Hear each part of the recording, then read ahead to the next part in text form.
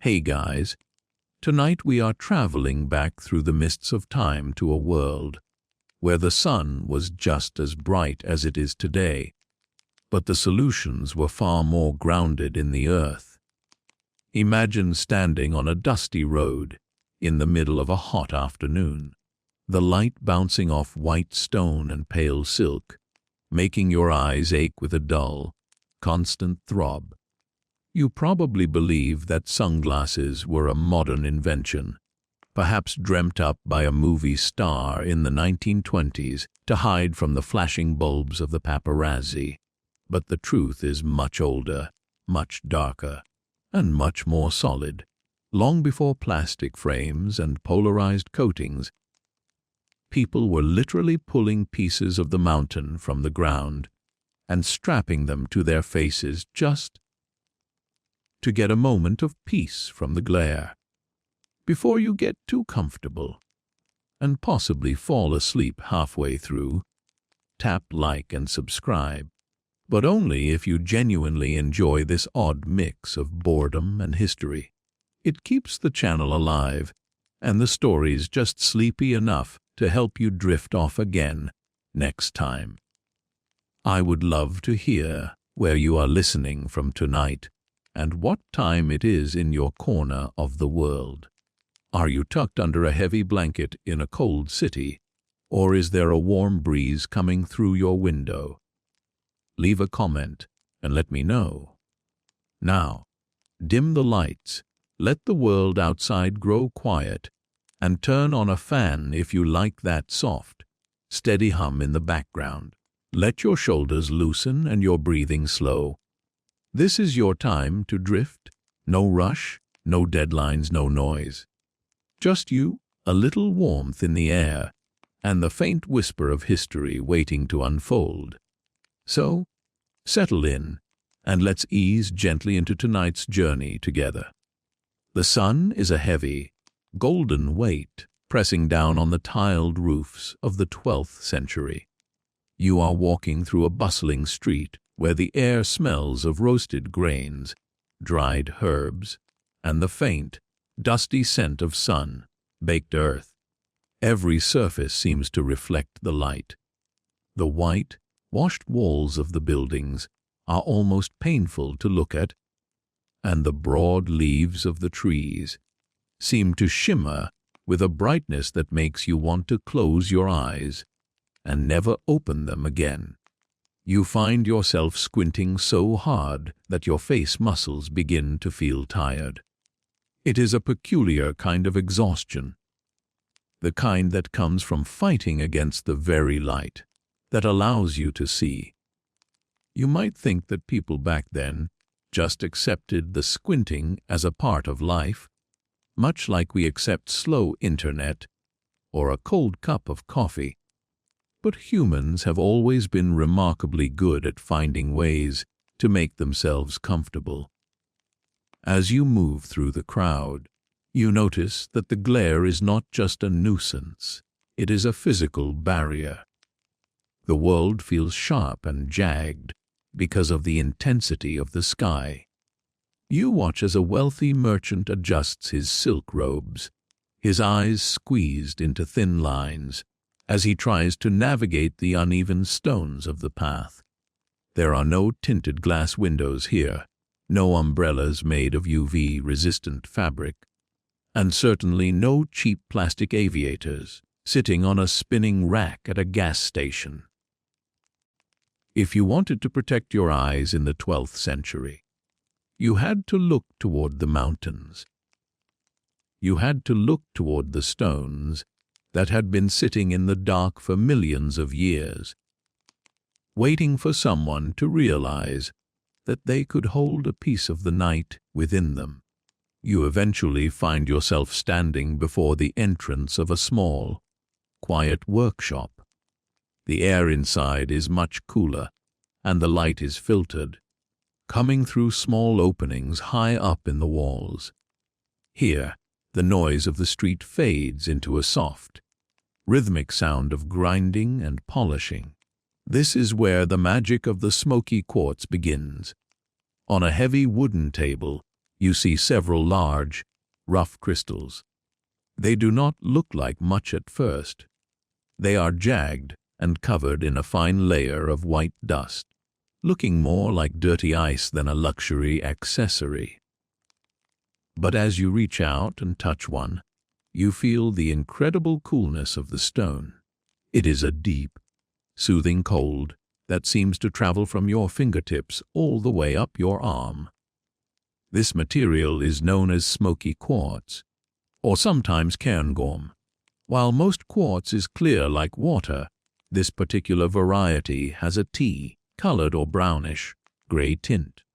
It looks as though a tiny puff of dark smoke was caught inside the crystal eons ago and frozen in place forever.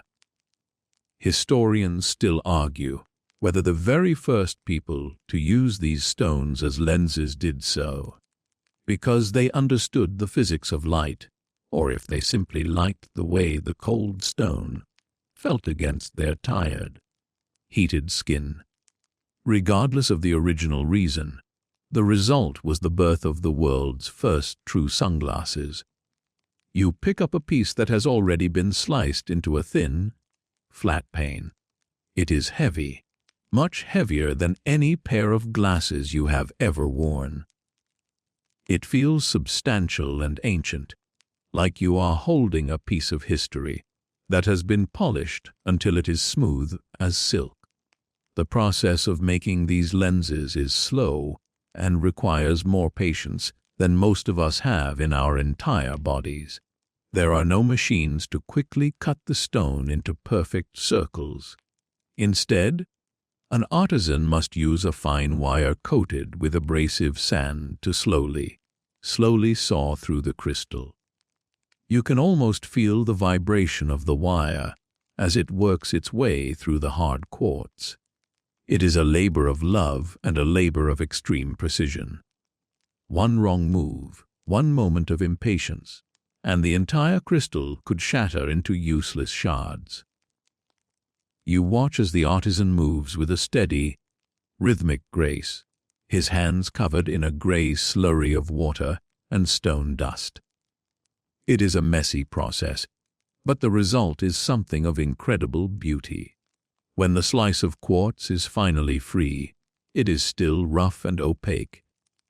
You cannot see through it yet.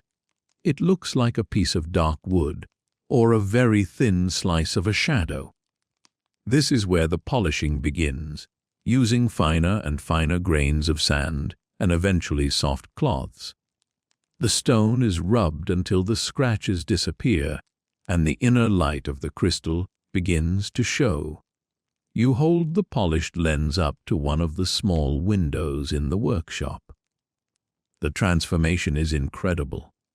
The bright, harsh light of the afternoon is suddenly transformed into a soft, amber glow. The world looks calm through the stone. The sharp edges of the building soften, and the glare that was making your head ache is suddenly gone, replaced by a soothing, tea-colored dimness. It is a mainstream historical fact that these early sunglasses were widely used by the elite during the Song Dynasty in China. They were symbols of status as much as they were tools for comfort. But there is a quirky tidbit that many people don't realize.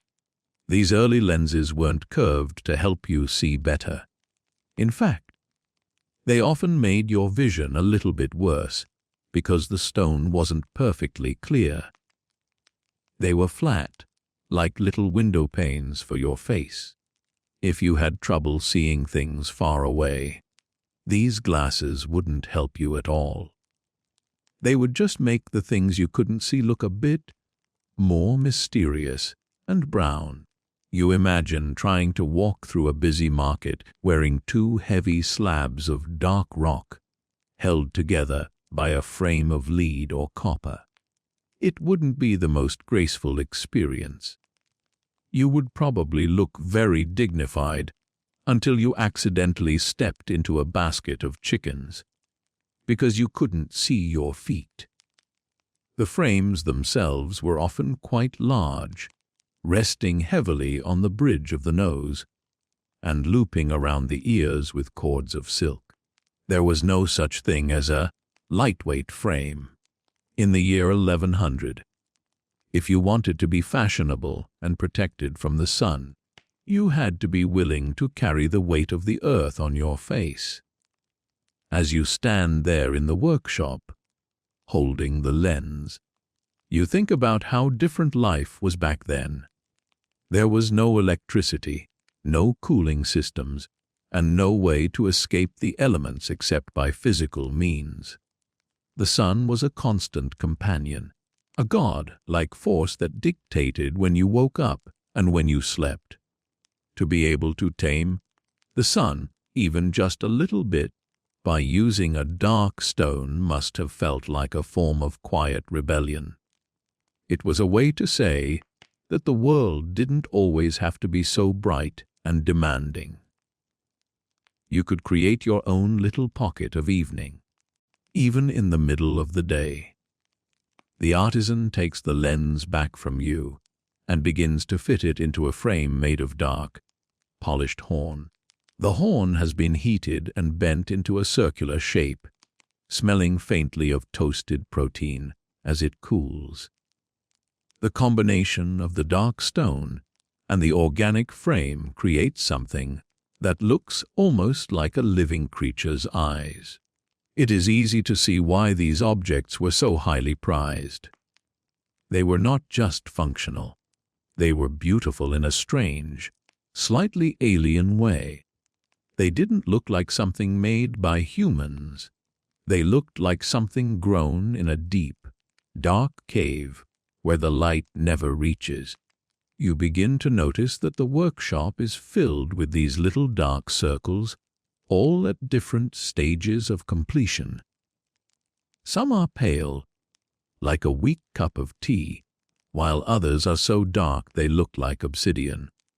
The color depends on the natural radiation the quartz was exposed to while it was still deep in the earth. It is a strange thought that the very thing that makes the glasses dark is a process that happened over millions of years, long before any human ever walked the earth. Each pair of sunglasses carries a history that is far older than the Song Dynasty itself. You think about the people who would wear these. They weren't just merchants and travelers. There was a very specific group of people who found a completely different use for these smoky lenses, a use that had nothing to do with the sun at all. But for now, you just enjoy the sensation of the cool air in the workshop and the sight of the golden dust dancing in the few beams of light that manage to sneak through the roof. You feel a sense of peace here, away from the overwhelming brightness of the outside world. The rhythmic sound of the polishing is like a heartbeat, slow and steady, lulling you into a state of calm.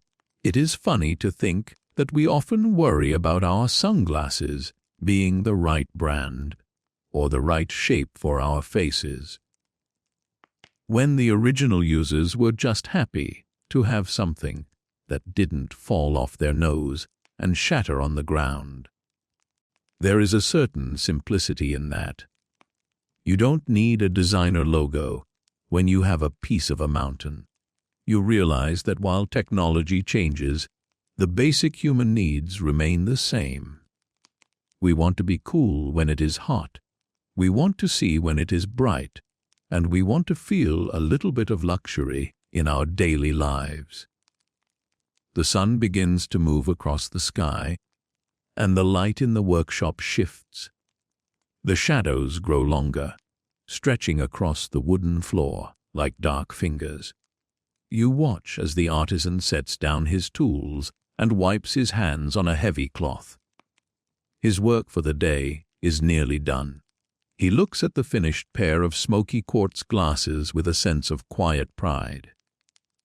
They are not perfect. The lenses have tiny inclusions, small bubbles or streaks that were formed when the earth was young. But they are effective.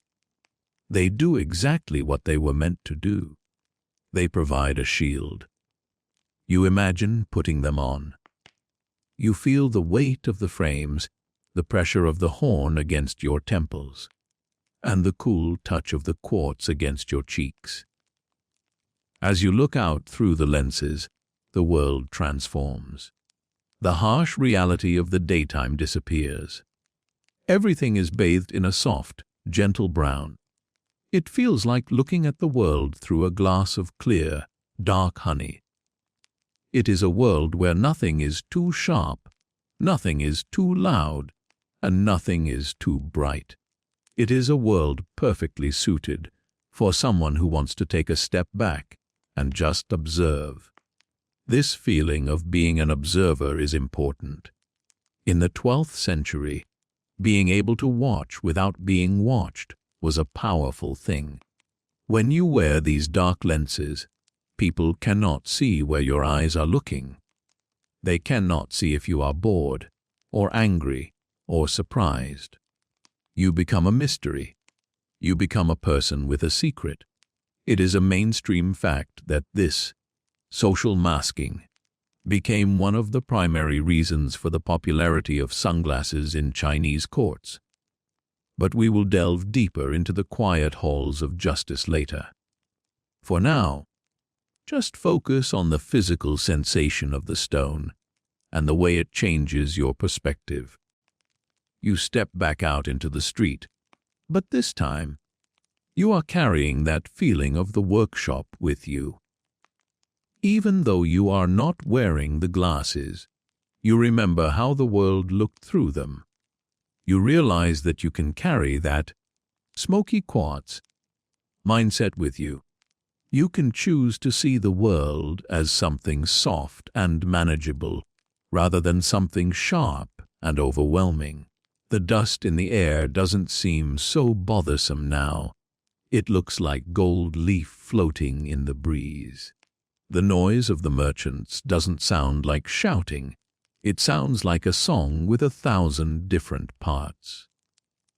As you walk, you think about the quirky tidbit regarding the frames again. Some of the most expensive frames weren't made of horn or metal, but of tortoise shell. People believed that because the tortoise lived for such a long time, wearing its shell would bring the wearer a long and healthy life.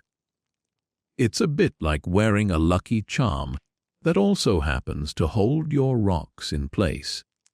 Historians still argue whether the use of such expensive materials was purely for fashion, or if there was a deeper, spiritual connection to the animals and minerals being used. It seems likely that it was a bit of both. Humans have always liked to mix their practical tools with a bit of magic. The afternoon is slowly turning into evening. The light is losing its bite, turning from a harsh white to a deep, warm orange. You feel the temperature drop just a few degrees, enough to make the air feel like a soft blanket against your skin. You find a spot to sit near a slow, moving river. The water is dark and reflects the sky like a mirror.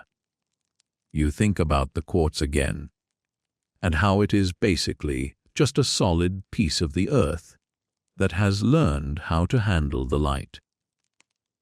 You feel your breathing start to match the slow rhythm of the river. The weight of the day is starting to lift.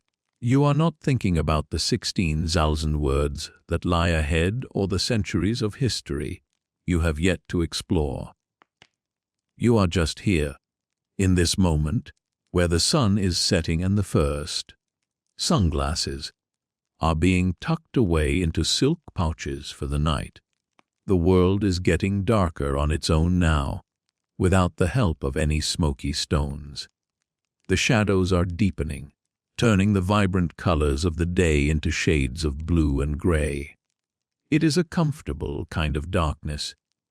It isn't scary or cold. It is just quiet.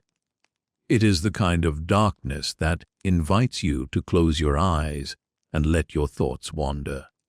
You think about the millions of years it took for those quartz crystals to grow in the heat of the Earth's crust.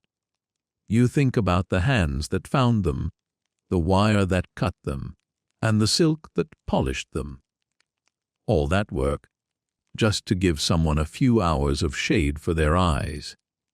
It seems like a beautiful kind of effort.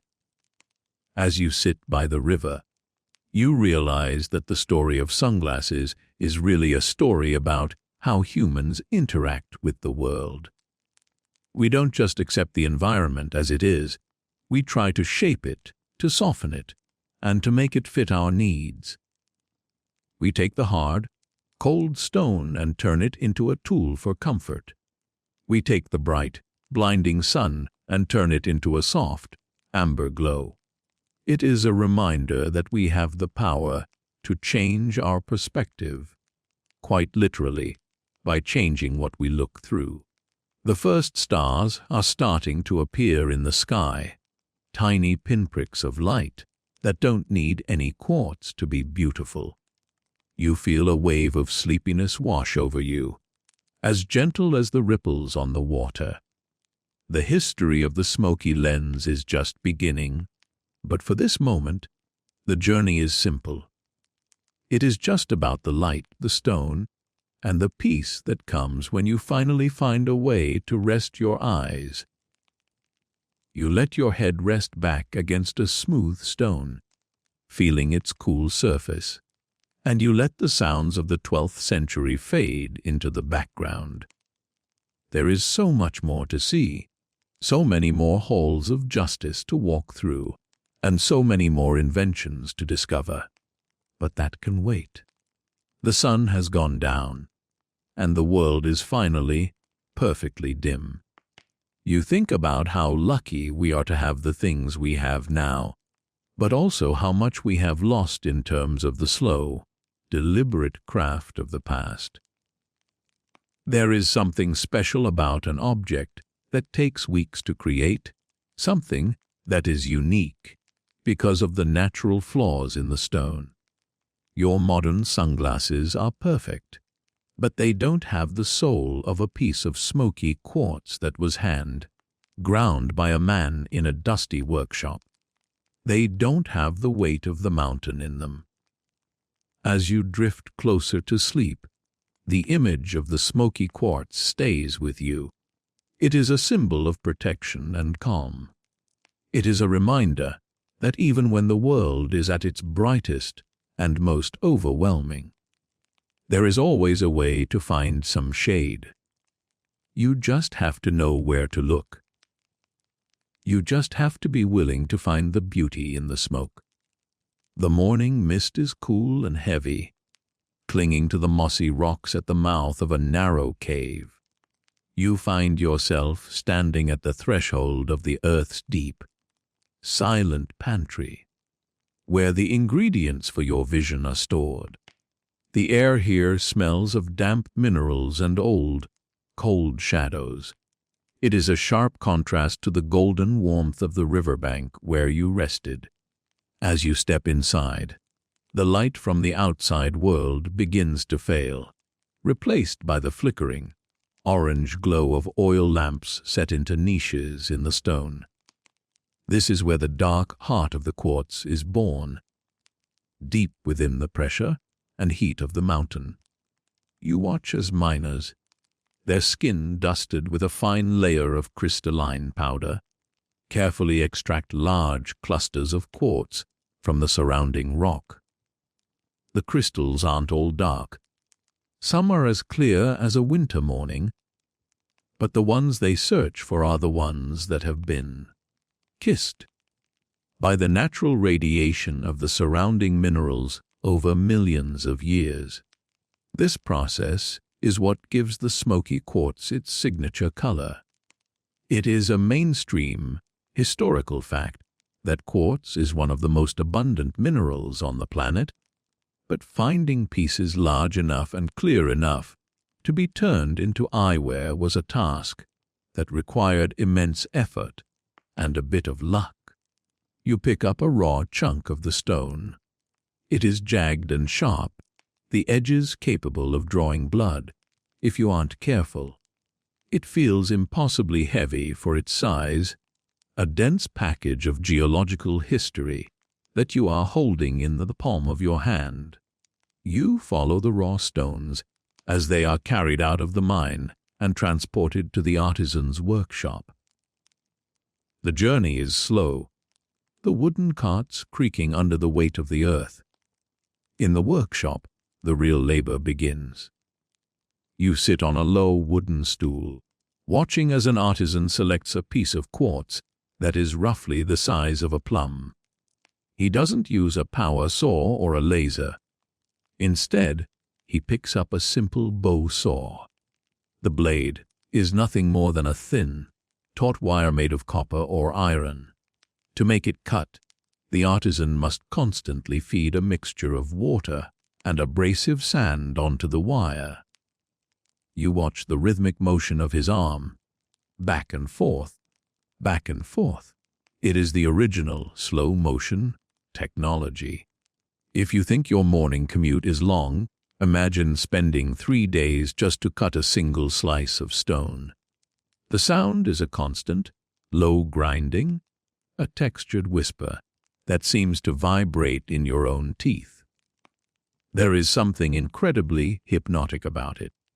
You find your own breathing starting to sync with the movement of the saw.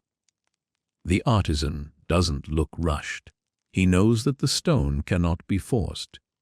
If he pulls too hard, the wire will snap. If he goes too fast, the friction will create heat that might crack the quartz. It is a lesson in extreme patience, the kind of patience that modern life has mostly forgotten. You might find yourself wondering if the artisan ever gets bored, but as you watch his eyes, you see a deep focus. He is listening to the stone, feeling the resistance of the crystal through the wire. As the wire slowly sinks into the quartz, a grayish mud or slurry begins to pool on the table. This mud is actually the secret to the whole process. It carries the abrasive grains that do the actual work of eating through the crystal. It is a messy, wet business. You see the artisan's hands, stained gray and calloused, moving with a grace that belies the physical toll of the work. Historians still argue whether the technology for this kind of flat, lapping and stone cutting was imported from the ancient traditions of jade working, or if it was developed entirely independently specifically for the creation of these early optical tools. Regardless of its origin, the skill required is undeniable. It is a craft of millimeters and minutes that stretch into hours. Finally, after what feels like a lifetime of grinding, a thin wafer of quartz falls away from the main block. The artisan catches it delicately. It is still rough, its surface covered in circular scratches from the wire, but for the first time, it looks like a lens. You take it from him, feeling its surprising lightness compared to the raw block. It is still thick, perhaps the thickness of your pinky finger, but you can see the potential in it. When you hold it up to the lamp, the light doesn't pass through it clearly. It looks like a piece of frozen tea, cloudy and mysterious. This is the smoke in the quartz, a beautiful imperfection that will soon become a shield for someone's eyes. Now comes the grinding. The artisan moves to a flat stone slab. He spreads a coarser grade of sand across the surface and begins to rub the quartz wafer in a circular motion. This is even more repetitive than the sawing. The goal is to make the surfaces of the lens perfectly flat and parallel. If one side is even slightly tilted, the wearer will feel like they are looking through a funhouse mirror, which is probably not the vibe a high-ranking judge is going for during a serious trial. You watch the circular motion, round and round, the sound of the grit shifting from a harsh crunch to a softer, more consistent hiss as the stone becomes smoother. A quirky tidbit that adds a bit of flavor to this process is that some ancient stone workers believed the smoke inside the quartz was actually the breath of the earth, trapped during a time when the world was still cooling. They thought that by wearing these stones, you weren't just blocking the sun, but you were literally cooling your spirit with the ancient breath of the mountain. It's a nice thought to hold on to while you watch the repetitive work. It turns a grueling job into a spiritual practice. You imagine the artisan thinking about these things as he spends 10 hours a day rubbing a rock against another rock. It certainly beats thinking about his mounting laundry list of chores or the 12th century version of taxes. As the lens becomes thinner, the artisan switches to finer and finer abrasives. He moves from coarse sand to crushed garnet, and eventually to a powder so fine it feels like silk between your fingers. With each step, the lens becomes more transparent. The cloudiness begins to lift, revealing the deep, rich brown color of the smoky quartz. It is a transformation that feels almost like a magic trick. One moment you are holding a piece of dirty glass, and the next, you are holding a dark, shimmering portal. You can see through it now, though the world looks like it has been dipped in a cup of oolong tea. It is a warm, comforting tint that seems to instantly relax your eyes. You notice a pile of discarded shards in the corner of the room. These are the failures, the stones that cracked at the last second or had hidden flaws that only revealed themselves once the lens became thin. It is a reminder of how precious a finished pair of these glasses actually was. They weren't just something you could pick up for $20 at a beach kiosk. They represented weeks of human life and a significant amount of geological luck. If you owned a pair of smoky quartz sunglasses, you were essentially wearing a month's worth of a craftsman's soul on your face. It puts our modern, disposable culture into perspective. You probably wouldn't leave these sitting on the dashboard of your car in the heat.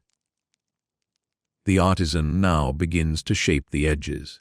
He uses a pair of small, soft, metal pliers to nibble at the corners of the square wafer, slowly turning it into a circle. This is a nerve-wracking part of the process. One wrong squeeze, and the whole lens could snap right down the middle. You hold your breath as you watch him work. Each tiny snap of the stone being bitten away feels like a gamble. But his hands are steady. He has done this thousands of times. He is not just a laborer, he is a sculptor of light. He understands the tension of the crystal better than he understands the language of the people in the market. Once the lenses are circular, they must be polished to a mirror finish. For this, the artisan uses a wooden wheel covered in soft leather. He applies a paste made of tin oxide or even crushed pearls. Historians have found evidence of all sorts of luxury materials being used as polishing agents. The wheel is turned by a foot pedal, and as the lens is pressed against the spinning leather, it begins to shine. This is the most satisfying part of the journey. The dull, matte surface of the stone suddenly wakes up. It begins to reflect the room around it, while still holding onto that deep, inner darkness. It looks like a pool of still water in the woods at twilight. You look at your own reflection in the finished lens. Your face looks distant and calm, bathed in that smoky hue. You realize that the meticulous part of the process isn't just about the physical work, but about the transition of the stone from a part of the mountain to a part of a person. By the time the lens is finished, it has been handled so much that it almost feels warm, as if it has absorbed some of the artisan's life force. You think about the judges who will eventually wear these. They will sit in their high chairs, looking out through these very stones, their own eyes hidden from the world. The stones will provide them with a mask, a way to remain impartial and unreadable. But we aren't at the court yet. We are still in the workshop, where the frames are being prepared. You watch as a different artisan works with a piece of dark buffalo horn. He has soaked it in water for days to make it pliable. He then heats it over a small charcoal fire, the smell of burning hair and toasted protein filling the air. It's not the most pleasant scent in the world, but it's a necessary part of the craft. Using a wooden mold, he bends the softened horn into 2 circles connected by a bridge. It looks a bit like a modern pair of glasses, but thicker and more organic. There are no screws here. The lenses will be held in place by the tension of the horn as it cools and shrinks back to its original hardness. It is a quirky tidbit that these early frames didn't have the arms that go over your ears. Instead, they often had small loops at the temples where silk cords would be attached.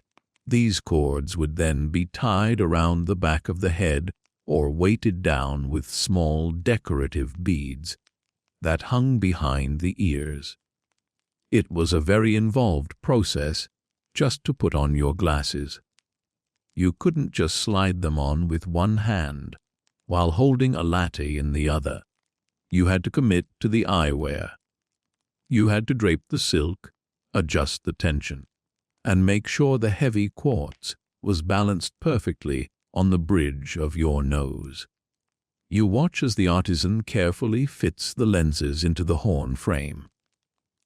He uses a small amount of natural resin, perhaps from a pine tree, to ensure they stay put. The finished product is heavy. It sits in the palm of your hand, like a piece of jewelry rather than a medical device. The dark horn and the smoky quartz complement each other perfectly, creating an object that feels deeply connected to the natural world. There is no plastic, no synthetic dye, and no mass-produced uniformity. Every pair is slightly different because every piece of horn and every crystal of quartz is unique. You think about the patience of a saint, vs. the patience of a rock joke you heard earlier. It's true. To work with these materials, you have to adopt their timeline. You cannot live in the world of seconds and minutes. You have to live in the world of seasons and geological eras. This slow pace is part of what makes the story of smoky quartz so soothing. In a world that is always asking us to go faster, to be more productive, and to see more clearly, the artisan is doing the exact opposite. He is working slowly to create an object that helps people see less. He is crafting a way to dim the world, to make it quieter and more manageable. As the sun begins to set outside the workshop, casting long, golden shadows across the floor, you feel a deep sense of contentment. The rhythmic sounds of the workshop, the hiss of the polishing wheel, the soft scraping of the horn, the occasional drip of water, all blend together into a lullaby of industry. You are no longer bothered by the heat or the glare of the day. You are surrounded by the smoke of the quartz, a cooling, calming presence that seems to absorb the stress of the world. You realize that while we often think of technology as something that moves us away from nature. These early sunglasses were a way of bringing nature closer to our most sensitive senses. You think about the mainstream fact that while these were great for glare, they weren't exactly vision correcting. In fact, because the quartz wasn't always perfectly uniform, they often introduced little distortions. It's a bit like looking through a very fancy, very expensive bowl of soup. But for the people of the 12th century, this was a small price to pay for the relief they provided. They weren't looking for high-definition clarity. They were looking for peace. They were looking for a way to stop the world from pressing in on them so hard. Historians still argue whether the popularity of these glasses was driven more by the need for eye protection or by the social desire to appear stoic and unmoving. In many ways, the process of making them reflects this dual purpose. The hardness of the quartz provides the protection, while the darkness provides the secrecy. As you watch the artisan pack the finished glasses into a soft silk pouch, you feel like you are witnessing the birth of a very specific kind of human power. The power to choose what you see, and more importantly, the power to choose who sees you. The workshop is growing darker now. The oil lamps are burning low, their flames dancing in the slight breeze that comes through the open door. The artisan stretches his back, his joints making a soft, clicking sound that echoes in the quiet room. He looks tired, but there is a look of satisfaction on his face. He has turned a piece of the mountain into a tool for a human being. He has captured a bit of the night and held it in a frame of horn. You feel the weight of your own eyelids getting heavier, matching the weight of the quartz lenses. You imagine the journey these glasses will take tomorrow. They might be carried in a padded box on the back of a horse, traveling hundreds of miles to a capital city. They might end up on the face of a high official, helping him maintain his dignity during a long day of public service. Or they might be used by a wealthy scholar, allowing him to read his scrolls on a sun-drenched terrace without the words dancing before his tired eyes. Wherever they go, they will carry the quiet of this workshop with them. They will carry the memory of the slow, steady grinding and the cool, damp air of the mine. You let your thoughts drift, much like the fine dust that still hangs in the air of the workshop. The world is a bright and busy place, but here, in the presence of the smoky quartz, it feels small and manageable. You are learning that history isn't just a collection of dates and names. It's a collection of textures and efforts. It's the feeling of grit against stone and the smell of heated horn. It's the physical reality of people trying to find a bit of comfort in a world that can often be too much to handle. As you close your eyes, you can still see the amber glow of the lamp through the smoky lens. It is a beautiful, peaceful color. It is the color of rest. It is the color of a job well done. You feel the coolness of the quartz in your mind, a soothing balm for the fire of the day. The story of the Earth's dark heart is a long one, stretching back millions of years and forward to the faces of modern people. But for now, it is just a quiet song of grinding and polishing. You are ready to move on to the next part of the journey, but for a moment, you just want to stay here in the dim, cool safety of the workshop, where the light is soft and the work is slow. The artisan puts out the last lamp, and the workshop is plunged into a true, deep darkness. But you aren't afraid. You know that within that darkness, the smoky quartz is still there, holding its silent vigil. It is a piece of the earth that has been taught how to care for humans. And as you drift off, you feel that same sense of care wrapping around you, a dark, cool blanket that protects you from the glare of the morning. The mountain is deep, the stone is hard, and the rest is well earned. The morning light has shifted, and you find yourself no longer in the dusty, rhythmic quiet of the artisan's workshop. Instead, you are walking through a high, arched corridor made of polished dark wood and pale stone. The air here is different. It is cooler, infused with the scent of burning sandalwood and the faint, sweet aroma of aged paper. Your footsteps make a soft, rhythmic sound on the smooth floor, echoing slightly in the vast, open space.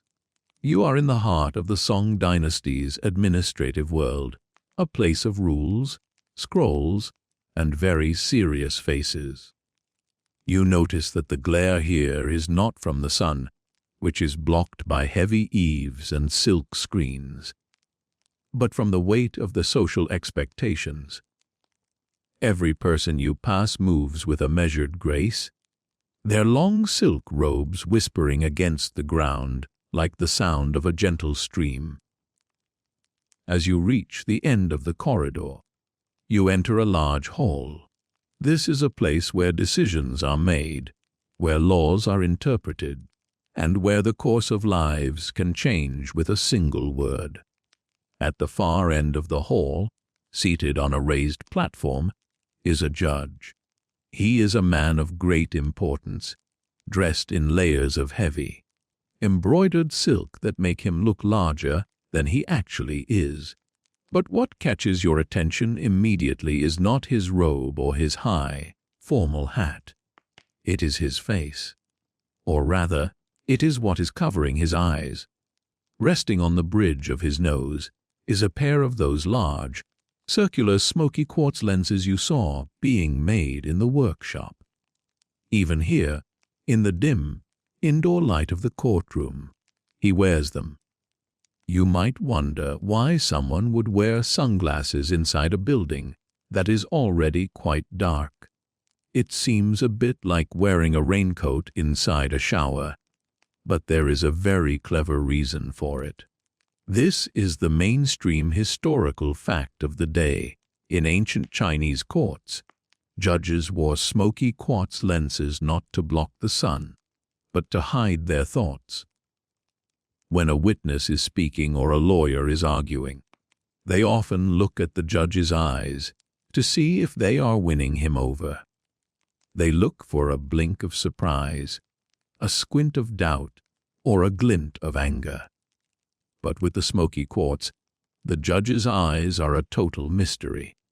To the people in the room, he looks like a statue carved from stone. He is unreadable, impartial, and incredibly intimidating. He has transformed himself from a mere human into a symbol of unmoving justice.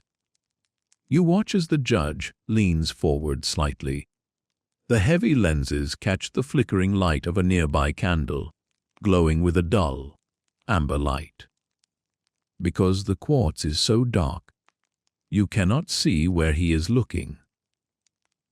He could be staring intensely at the person speaking, or he could be looking at a fly on the wall, or he could even be catching a quick 5-minute nap during a particularly long and boring testimony. This leads us to a quirky tidbit that historians love to whisper about. Some believe that the popularity of these glasses among the judicial elite was partly because they allowed older judges to rest their eyes without anyone noticing. Imagine being a high-ranking official who has stayed up too late reading poetry, only to have to sit through a 3-hour debate about grain taxes the next morning. Those smoky stones would be your best friend, providing a private, dark sanctuary for your tired eyelids while you maintain a perfectly stoic expression. The weight of the glasses is significant, and you can see how the judge has to hold his head at a certain angle to keep them balanced. The silk cords that wrap around his ears are pulled tight, digging slightly into the fabric of his hat.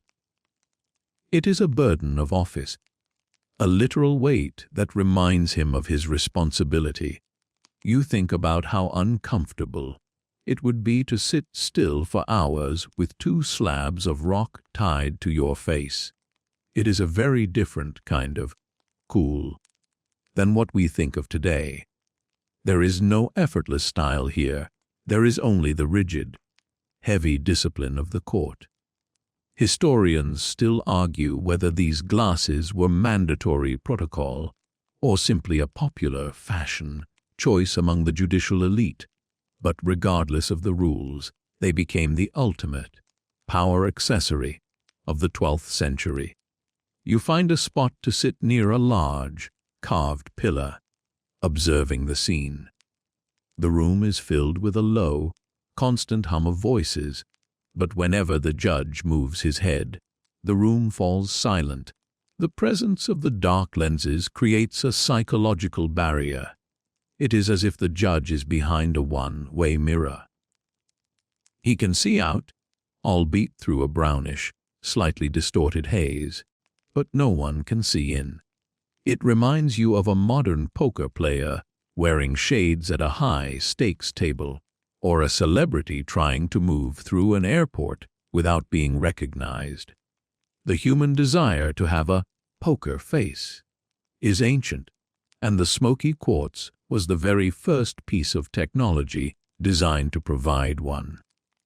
As the proceedings continue, you begin to notice the subtle irony of the situation. Justice is often described as being blind, but here, justice is simply wearing very dark glasses. The judge is not blind to the evidence. He is just making sure the evidence is not biased by his own immediate reactions. It is a way of creating a vacuum of emotion.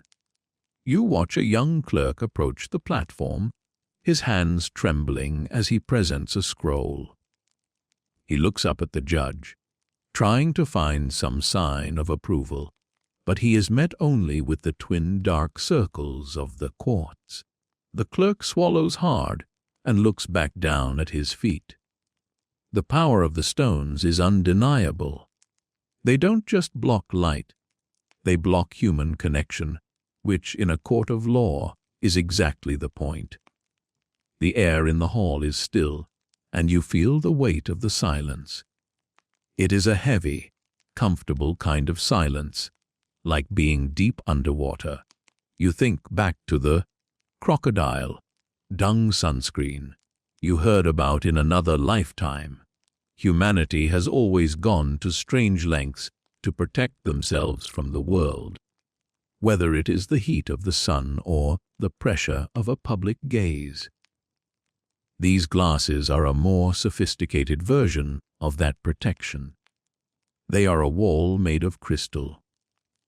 You imagine what it would be like to wear them yourself in such a high-pressure environment.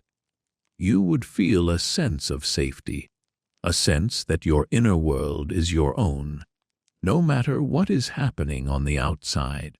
A small joke comes to mind as you watch the judge. He looks a bit like a very serious, very wealthy owl. The large, round lenses give him a look of eternal wisdom, and perhaps a bit of mild confusion. You wonder if he ever forgets he is wearing them and tries to rub his eyes, only to bang his fingers against the cold quartz. It must happen at least once a week, but he would never show it. He would just adjust the bridge of the frames with a slow, dignified movement and pretend it was all part of the plan. You start to feel a bit sleepy yourself, lulled by the low, droning voice of a lawyer reading from a long list of property boundaries.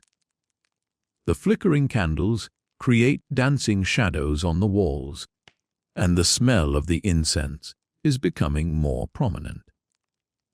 You watch the smoke from the incense burners as it curls toward the ceiling. It is the same color as the quartz lenses, a light, transparent ground. It is as if the very air of the court has been distilled and frozen into the stones on the judge's face.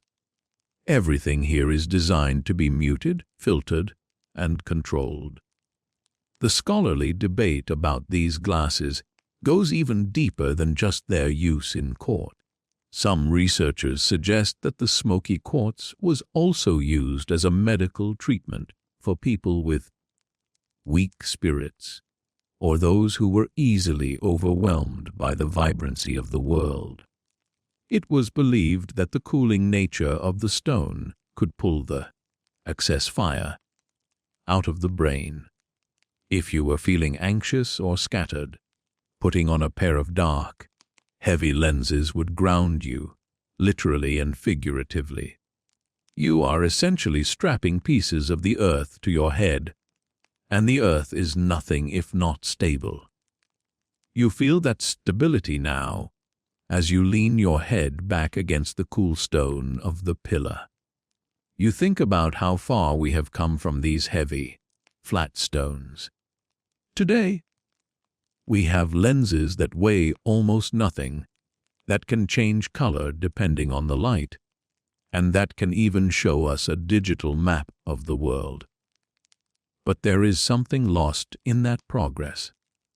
The judge's glasses were not just a tool, they were a statement. They were a physical manifestation of his role in society. When he took them off at the end of the day, he was just a man again. But as long as those stones were on his face, he was the law.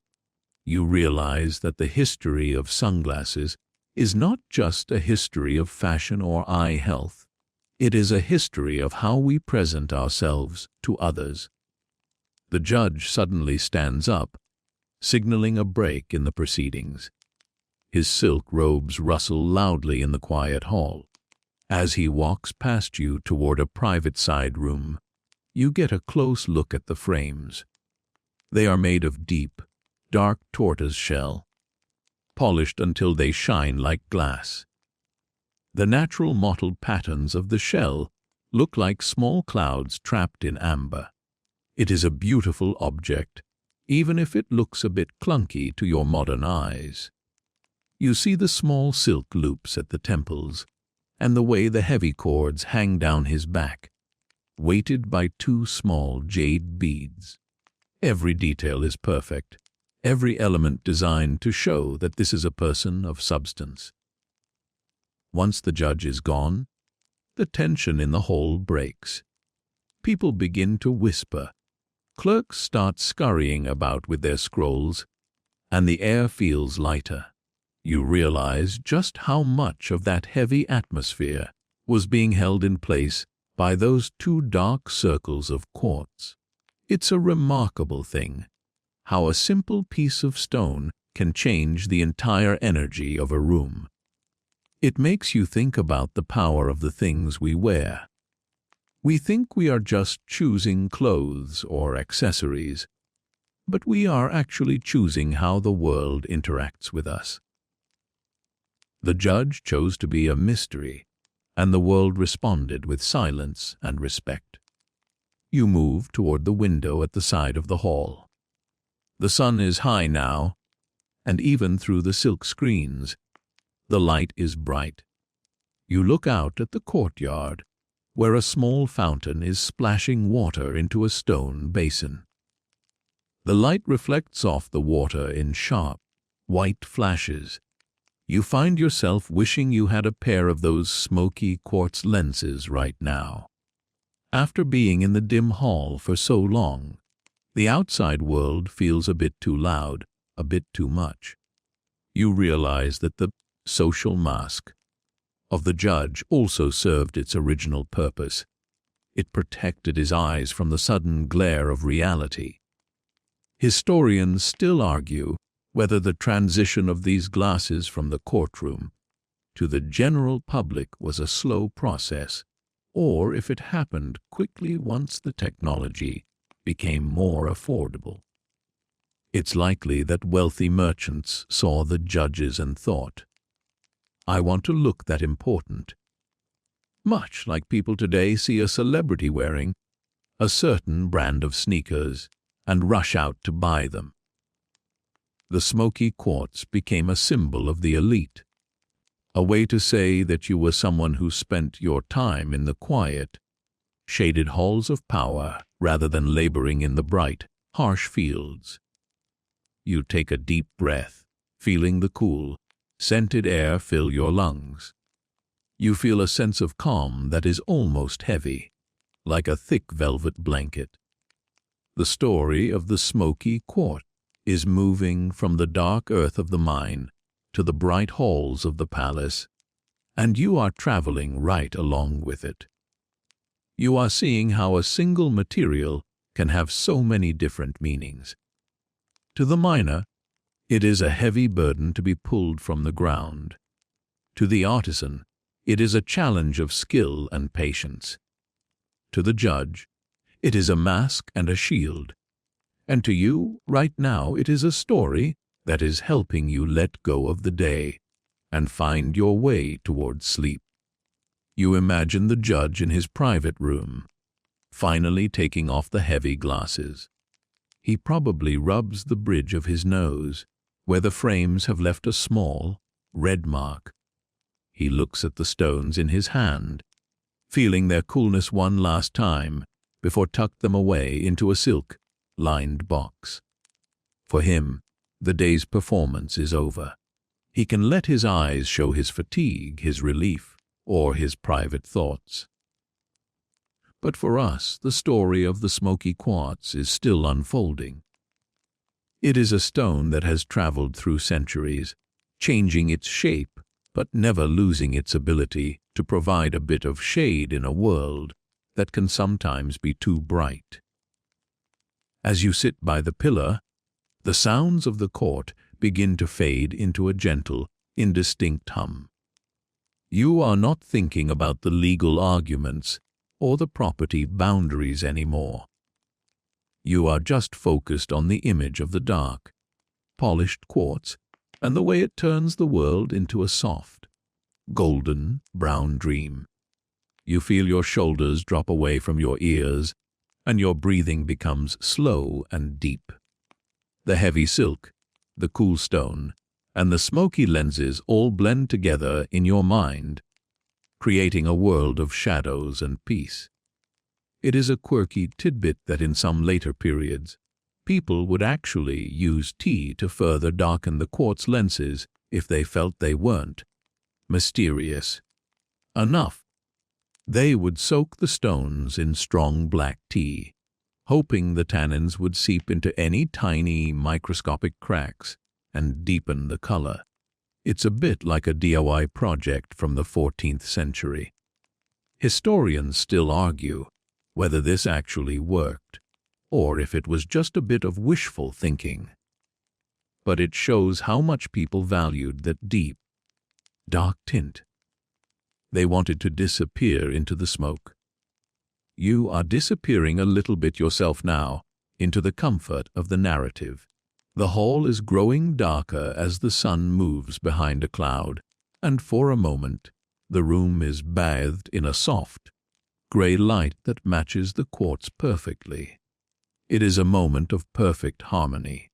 The world is quiet, the light is dim, and the story is moving forward at a pace that feels like a slow walk through a garden.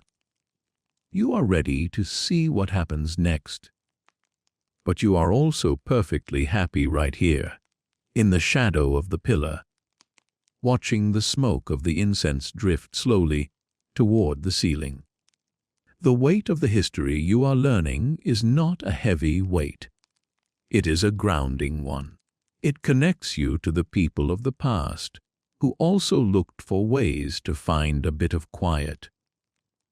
You realize that we are all just trying to manage the light. Whether it's the light of the sun, the light of public scrutiny, or the light of our own busy minds, We are all looking for our own version of smoky quartz. We are all looking for a way to turn the glare into a glow. As you drift closer to sleep, you see the judge's face one more time in your mind. He isn't scary now. He's just a man who found a way to be still. You let that stillness wash over you. The stone is cool, the silk is soft, and the world is finally dim enough to rest. You are safe in the smoke of the past, protected from the noise and the bright lights of the present. The courtroom is empty now. The candles have been blown out, and the only thing left is the quiet, steady pulse of history. You are ready to move on, but you will carry the piece of the smoky mask with you as you go. The story of the lenses is about more than just seeing. It is about the power of not being seen. It is about the sanctuary of the inner world. And as you close your eyes, you find that sanctuary for yourself. The world is soft, the edges are blurred, and the smoky quartz has done its job. You are resting in the shade of the centuries, and it is a very good place to be. You move away from the high, formal energy of the courtroom and find yourself walking into a space that feels entirely different.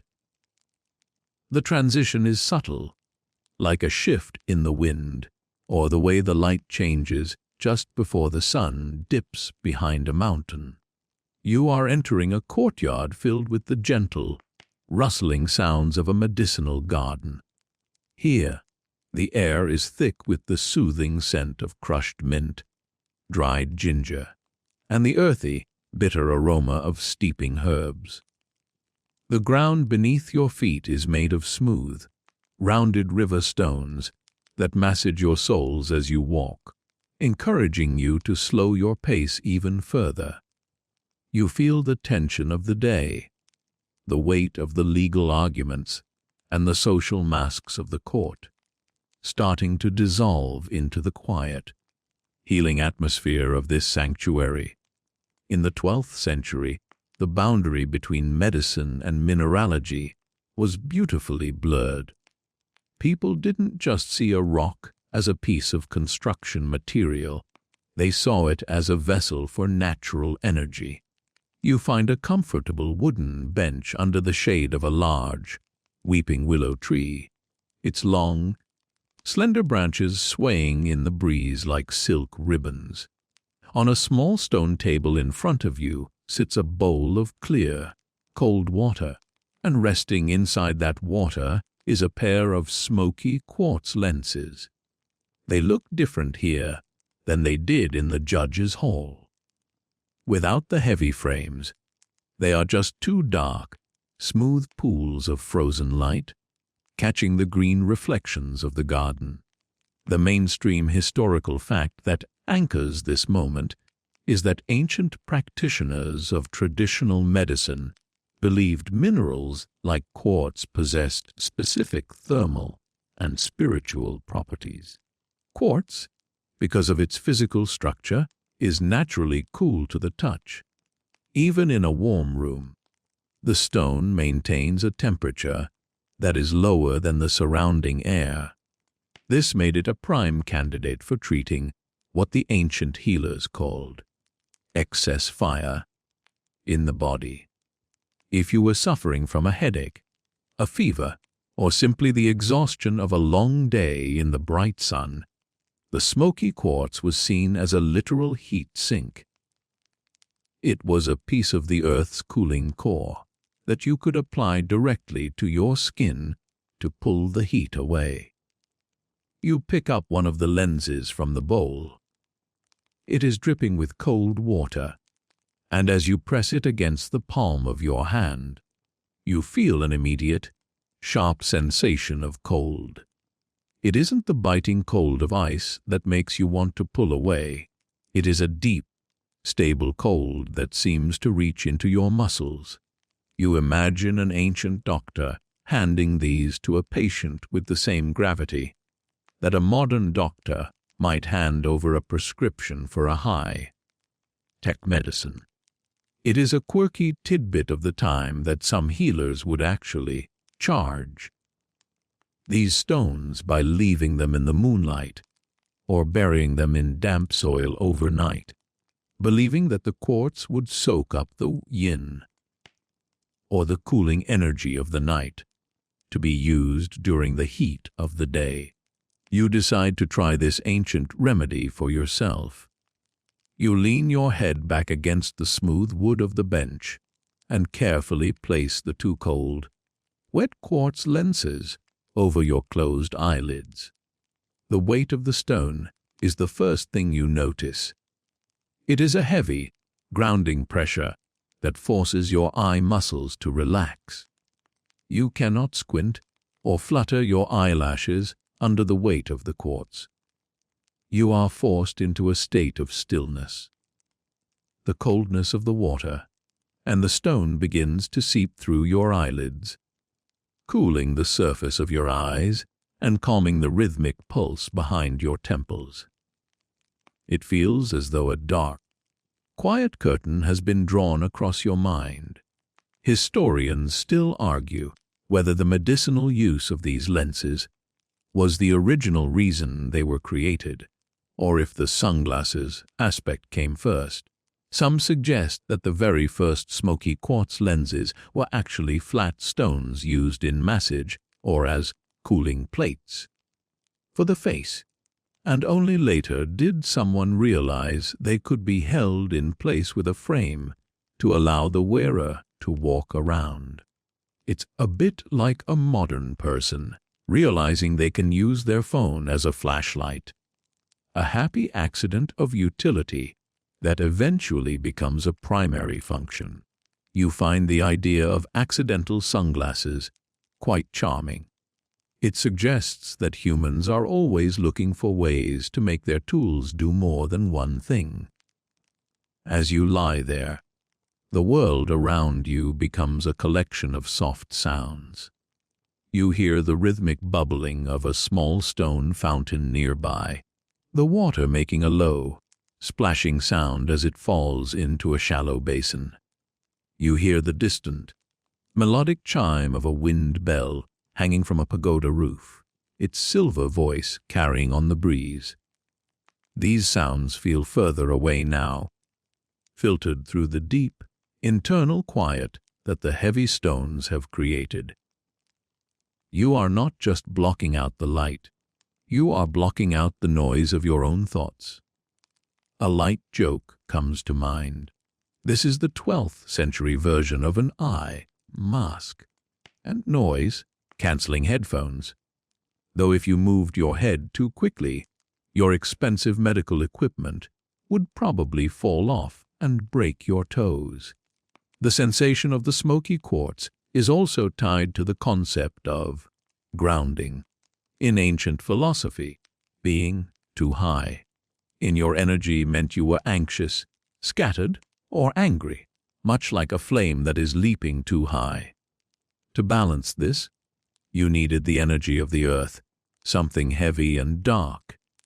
The smoky quartz, with its tea-colored depths and its origin in the deep crust of the mountain, was the perfect anchor. You can almost feel the smoke inside the stone reaching out to dampen the fire of your own stress. It is a very physical, very tactile way of finding balance. You don't have to think about it. You just have to feel the weight and the cold. You begin to imagine the different grades of quartz that a healer might use. There was a belief that the color of the smoke mattered. A light, golden, brown quartz might be used for someone who was just a little tired, a gentle nudge back toward calm. But a deep, dark, almost black quartz was reserved for those with burning eyes, or a turbulent spirit. It was the heavy-duty medicine of the mineral world. You think about how people today choose their sunglasses based on whether they look like a pilot or a movie star, whereas a person in the 1100s might have chosen their lenses based on how much spiritual cooling they needed that day. It gives the act of putting on your glasses a much deeper, more intentional meaning. As the minutes pass, the lenses on your eyes begin to warm up, absorbing the heat from your skin. This was also part of the process. The stone was seen as a living thing that breathed in the heat and breathed out the cold. Once the lenses reached the same temperature as your body, the treatment was finished. You reach up and remove the quartz, opening your eyes slowly. The world seems different now. The colors of the garden, the deep greens of the willow, the pale pinks of the lotus flowers in the pond, seem more vibrant, yet less aggressive. Your eyes feel refreshed, as if they have just taken a long, cool bath in a mountain stream. This feeling of refreshed vision is one of the reasons historians believe the smoky quartz became so popular among the scholarly class. These were people who spent their lives reading tiny, hand-written characters on silk or paper, often by the flickering, dim light of oil lamps. Their eyes must have been constantly strained and exhausted. A quirky tidbit is that some ancient eye-wash recipes actually suggested soaking the quartz in water, infused with chrysanthemum flowers before applying them to the eyes. The flowers provided the anti-inflammatory chemicals, while the stone provided the cooling pressure. It was a holistic approach to eye care that combined the best of the plant and mineral kingdoms. You stand up from the bench, feeling a bit lighter, as if the heavy stones actually took some of your physical weight away with them. You walk toward the edge of the pond, watching the orange and white koi fish glide through the dark water. Their movements are slow and deliberate, much like the pace of life you are experiencing here.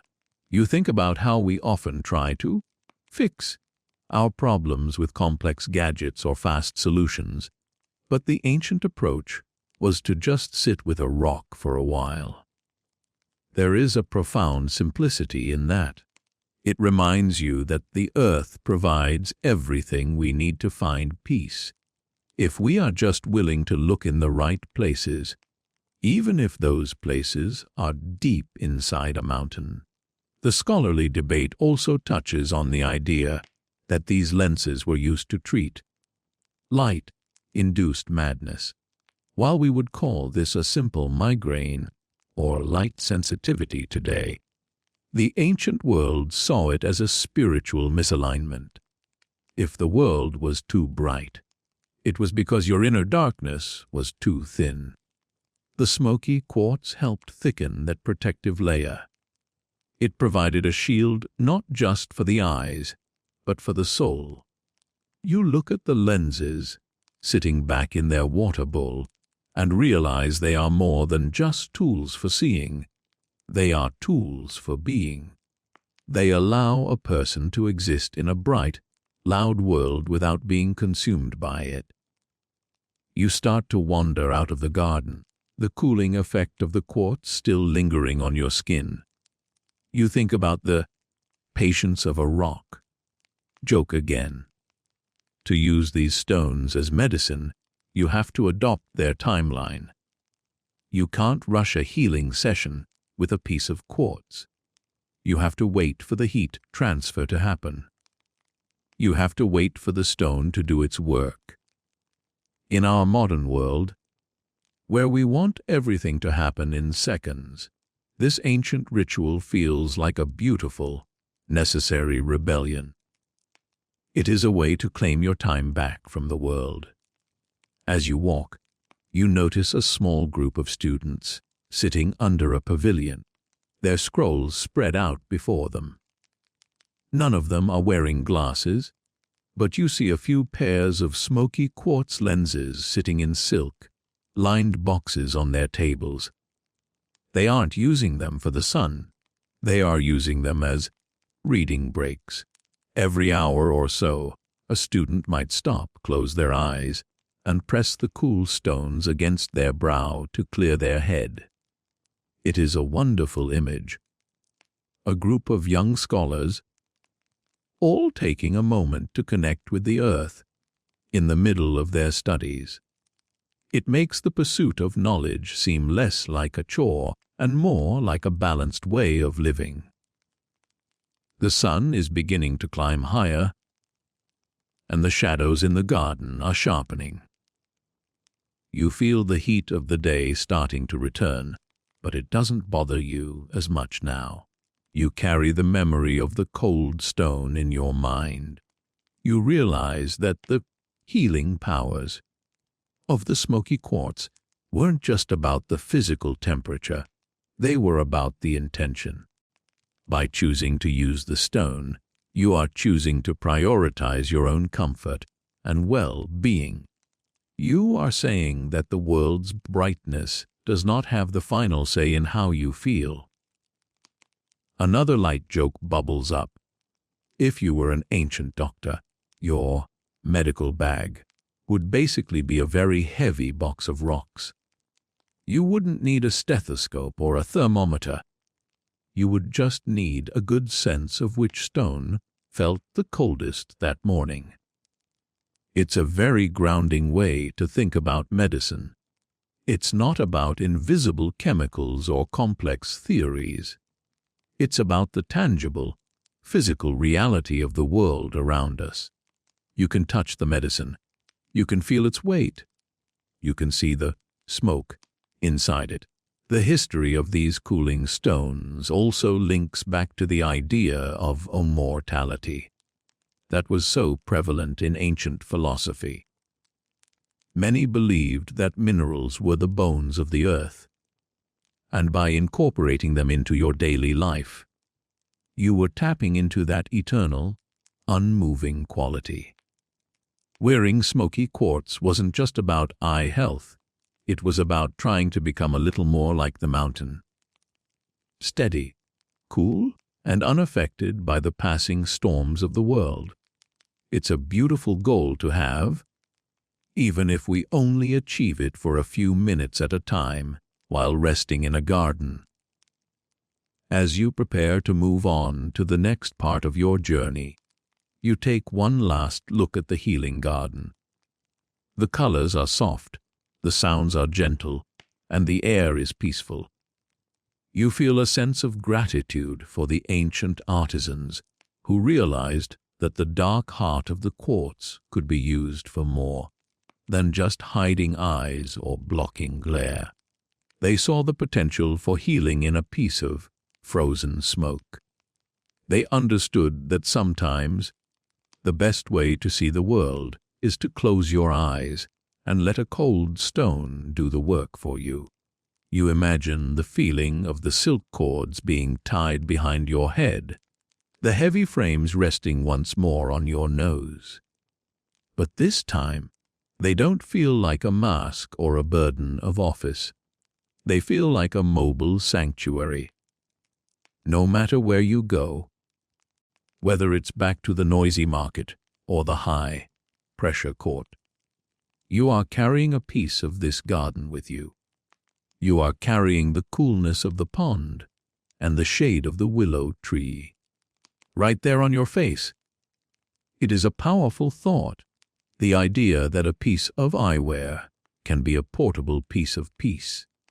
Historians still argue whether the transition of smoky quartz from a medicinal tool to a fashion accessory was driven by the elite, or if it was a more gradual, cultural shift. It's easy to see how a wealthy person, seeing a scholar or a judge looking so calm and composed with their dark lenses, would want that for themselves. The coolness of the stone became the coolness of the person. You are seeing the birth of the cool aesthetic hundreds of years before the first jazz musician ever put on a pair of shades. It all started with a cold rock and a tired pair of eyes. The sun catches a piece of quartz on a nearby table, and for a split second, It flashes with a brilliant, golden light before returning to its deep, smoky brown. It is a reminder that even the darkest stone has a relationship with the light. It doesn't just block it, it transforms it.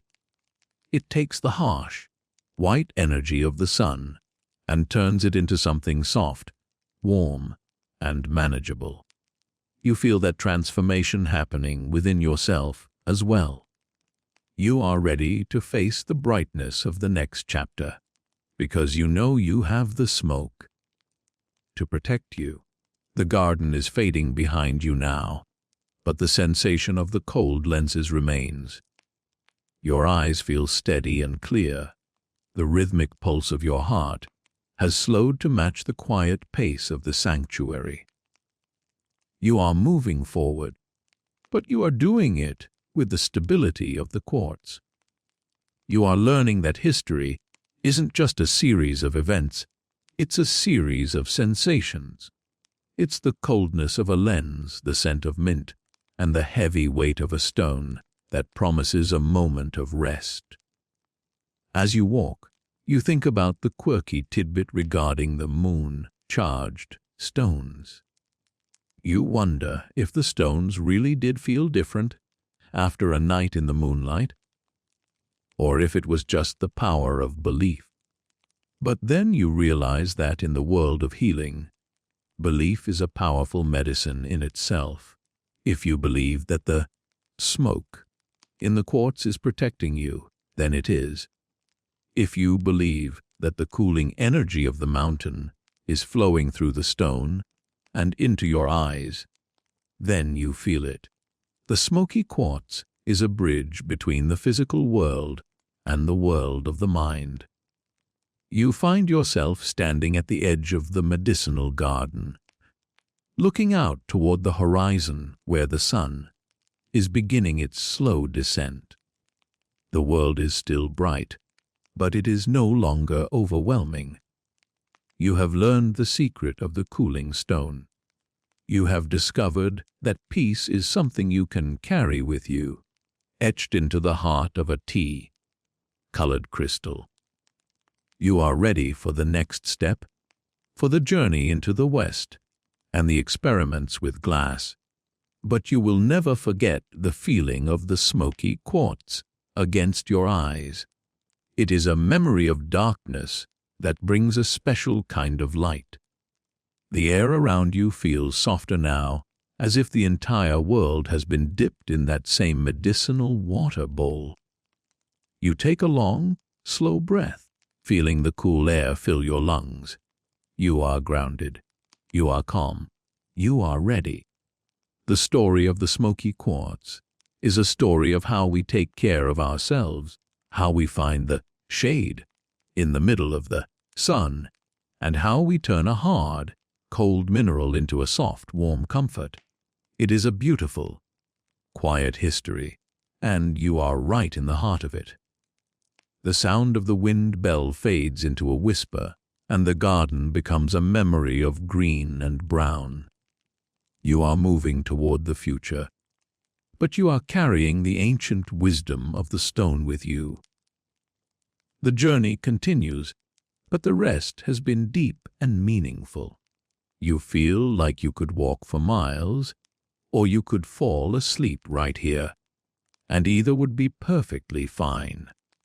The smoky quartz has done its job.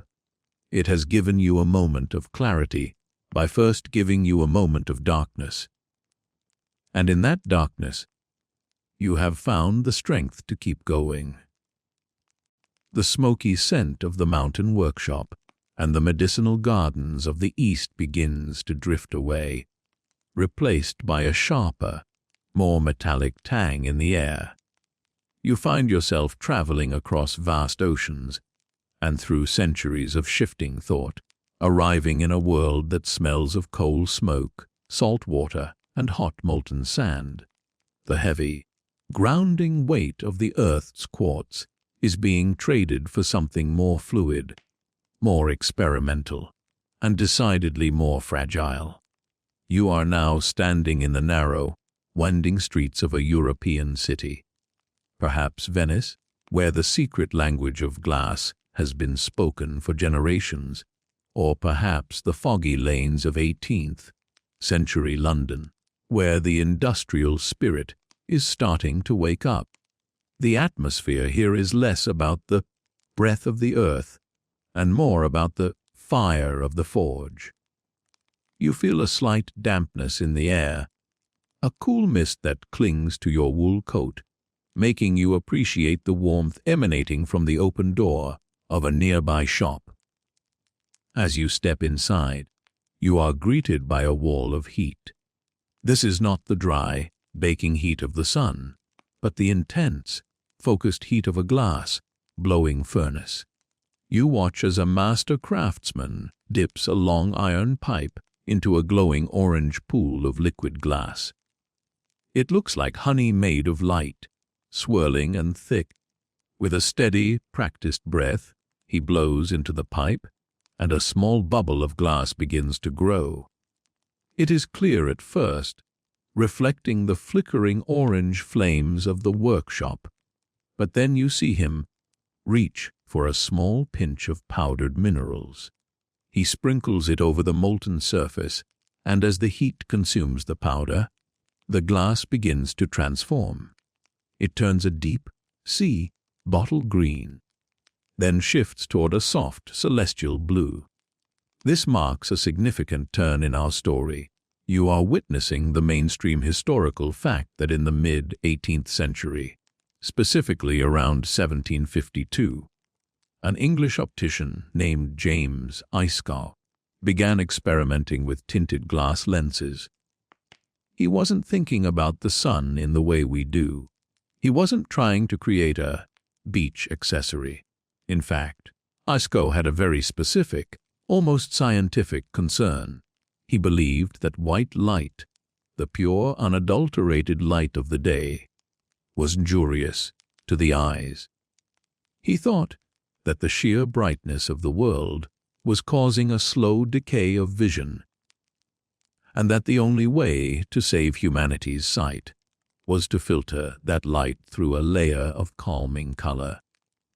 If the smoky quartz was a mask for the soul, these tinted glass lenses were a filter for the nerves. You find a seat on a worn leather stool, watching the glass blower work. The rhythmic sound of the bellows, a slow and steady inhalation and exhalation of air, creates a breathing pattern for the room. You feel your own chest rising and falling in time with the furnace. A light joke occurs to you. If these 18th century glass blowers had known they were making the ancestors of modern fashion, they probably would have charged a lot more for their eye filters, and maybe they would have worked in silk shirts instead of heavy leather aprons. But here, in the heat and the suit, the work is humble and difficult. It takes hours of careful cooling or annealing to ensure the glass doesn't shatter into 1,000 pieces the moment it touches the cool air. As the green glass cools, you notice how different it feels from the quartz. It is lighter, thinner, and possesses a clarity that the stone lenses could never achieve. When you hold a finished green lens up to the light, the world doesn't just get darker, it changes its mood entirely. The grey London fog outside the window suddenly looks like a lush, underwater forest. The harsh lines of the cobblestones soften into emerald shadows. It is a very different sensation than the tea-colored world of the Song Dynasty. This is a world viewed through the lens of a laboratory. You realize that while the Chinese judges wanted to be unreadable, the European intellectuals wanted to be protected. A quirky tidbit that adds a layer of strangeness to this era is the belief that certain colors of glass could actually cure specific ailments. Green glass was thought to be strengthening for the optic nerve, while blue glass was believed to be cooling. for those with a feverish disposition. There was even a short-lived trend where people believed that looking through yellow glass could help cure melancholy by brightening the spirit, though most people quickly realized that staring at a yellow world just gave them a very specific kind of headache. You imagine a high society lady in a powdered wig, carefully selecting her green spectacles, not because they matched her dress, but because her doctor told her it would help her endure the aggressive brightness of a dinner party. The frames have evolved, too. Remember the heavy horn and the silk cords of the past. Here, the frames are made of thin, wiry steel or perhaps even silver. They have temples, the long arms that reach back to the ears, but they don't quite hook around yet. Instead, they often end in small, flat circles that press against the side of the head. It is a peculiar kind of pressure, a constant reminder that you are wearing a piece of technology. Historians still argue whether these early tinted lenses were intended for general outdoor use or strictly as a medical prescription for those with chronic ailments like photophobia or the advanced stages of certain infectious diseases that made light physically painful. The line between sunglasses and medical device was incredibly thin and often quite blurry. You pick up a pair of these eye-scar-style glasses. The glass is thick and has a slight wobble to it, a sign of its hand-blown origins.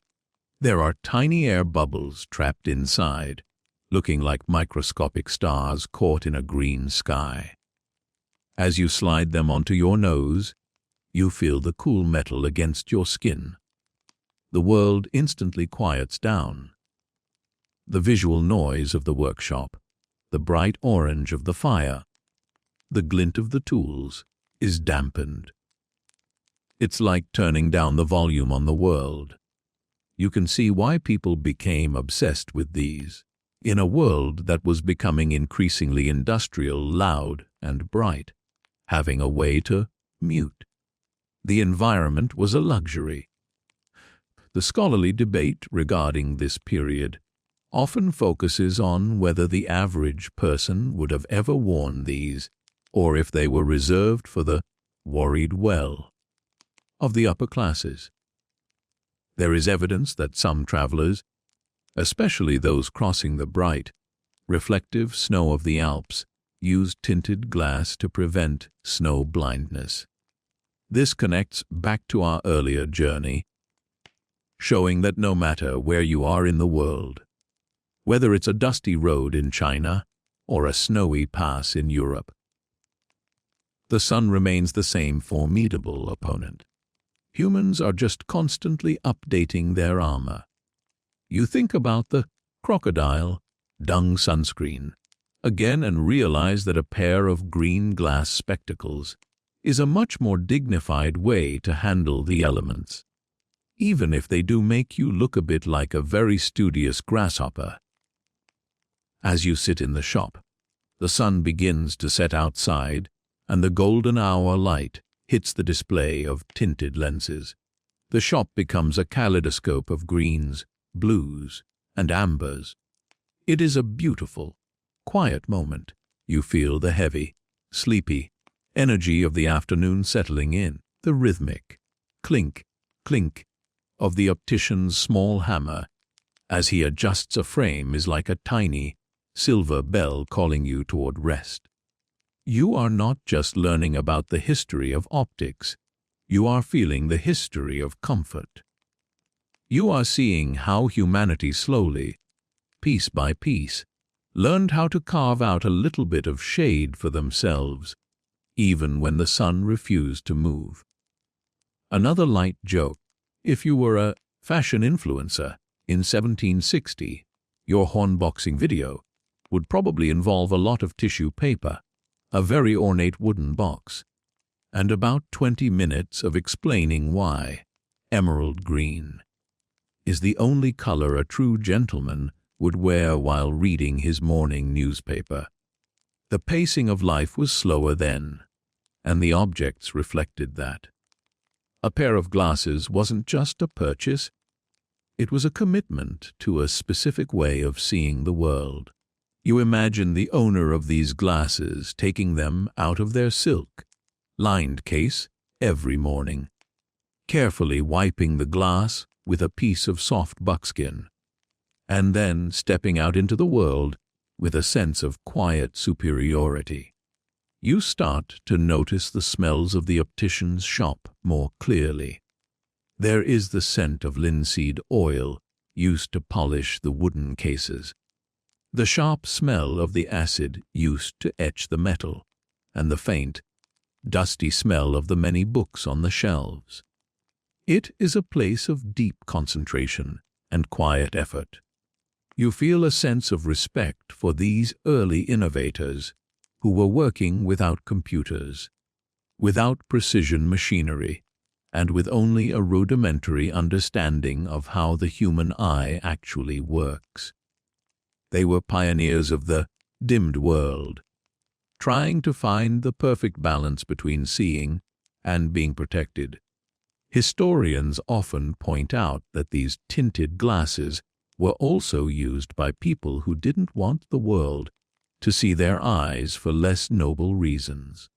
Just as the Chinese judges used smoky quartz to appear impartial, some people in the 18th century used tinted glass to hide the physical signs of late night revelry or certain shameful illnesses that cause the eyes to become red and sensitive. It seems that the mask function of sunglasses is a universal human desire. We all have things we want to keep to ourselves, and a pair of dark lenses, whether they are made of quartz or glass, is the perfect way to build a wall between our private selves and the public world. You watch as the shopkeeper packs a pair of blue lenses into a small, egg-shaped case made of boiled leather. The case is tough and durable, designed to protect the fragile glass from the bumps and jolts of a carriage ride. This is another mainstream fact. The 18th century saw the birth of the traveling case for spectacles. As people began to move more freely between cities and countries, they needed a way to carry their vision protection with them. You think about your own glasses case, probably made of plastic and sitting in a drawer somewhere, and you realize that the fundamental design hasn't changed in 300 years. We are still just trying to keep our yes from breaking. As the evening deepens, the shopkeeper lights a single lamp, and the shadows in the room grow long and soft. The green and blue lenses on the table seem to glow with their own inner light, like gems pulled from the sea. You feel your own eyelids becoming heavy, mirroring the slow, deliberate movements of the shopkeeper as he closes up for the night. The heat of the furnace has faded to a gentle warmth, and the air is filled with a sense of completion. The experiment with glass was a success. It moved the story of sunglasses from the world of heavy minerals into the world of light, color, and science. A quirky tidbit that often goes unnoticed is that some of these early glass lenses were actually double tinted. They would have a layer of green glass fused to a layer of blue glass, creating a color that was supposed to be the ultimate defense against the sun. Historians still argue whether this was actually effective, or if it just made the glasses so dark that the wearer was essentially walking around in a permanent twilight. Imagine trying to navigate a busy London street, full of horses and carriages and mud, while wearing glasses that make everything look like a deep sea cavern. It must have been a very slow and careful walk, You find yourself drifting back to the idea of the sensitive eye. In the 1700s, having sensitive eyes was almost a sign of being an intellectual or an artist. It meant you were tuned in to the world in a way that the average person wasn't. Wearing tinted glasses was a way to signal that sensitivity. It was a way to say, the world is too much for me, so I have created my own, softer version of it. You feel a strange kinship with these people. We all have days where the world feels a bit too bright, a bit too loud, and a bit too fast. We all look for our own green glass to help us get through the day.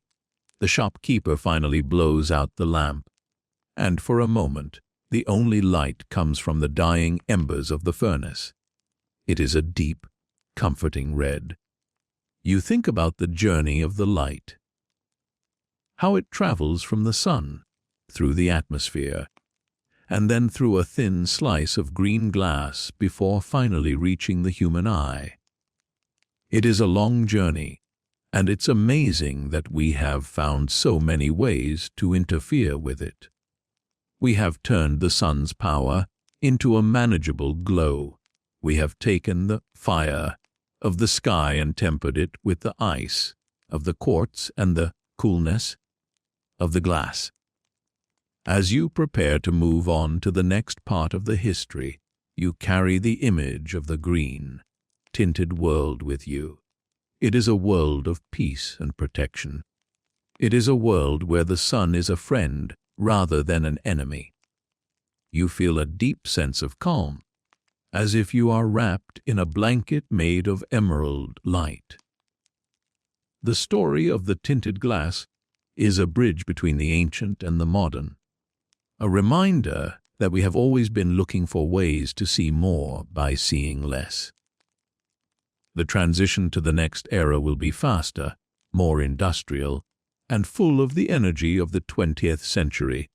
But for now, you just want to linger in this 18th century workshop. You want to feel the warmth of the furnace and the coolness of the glass. You want to listen to the slow, rhythmic breathing of the bellows.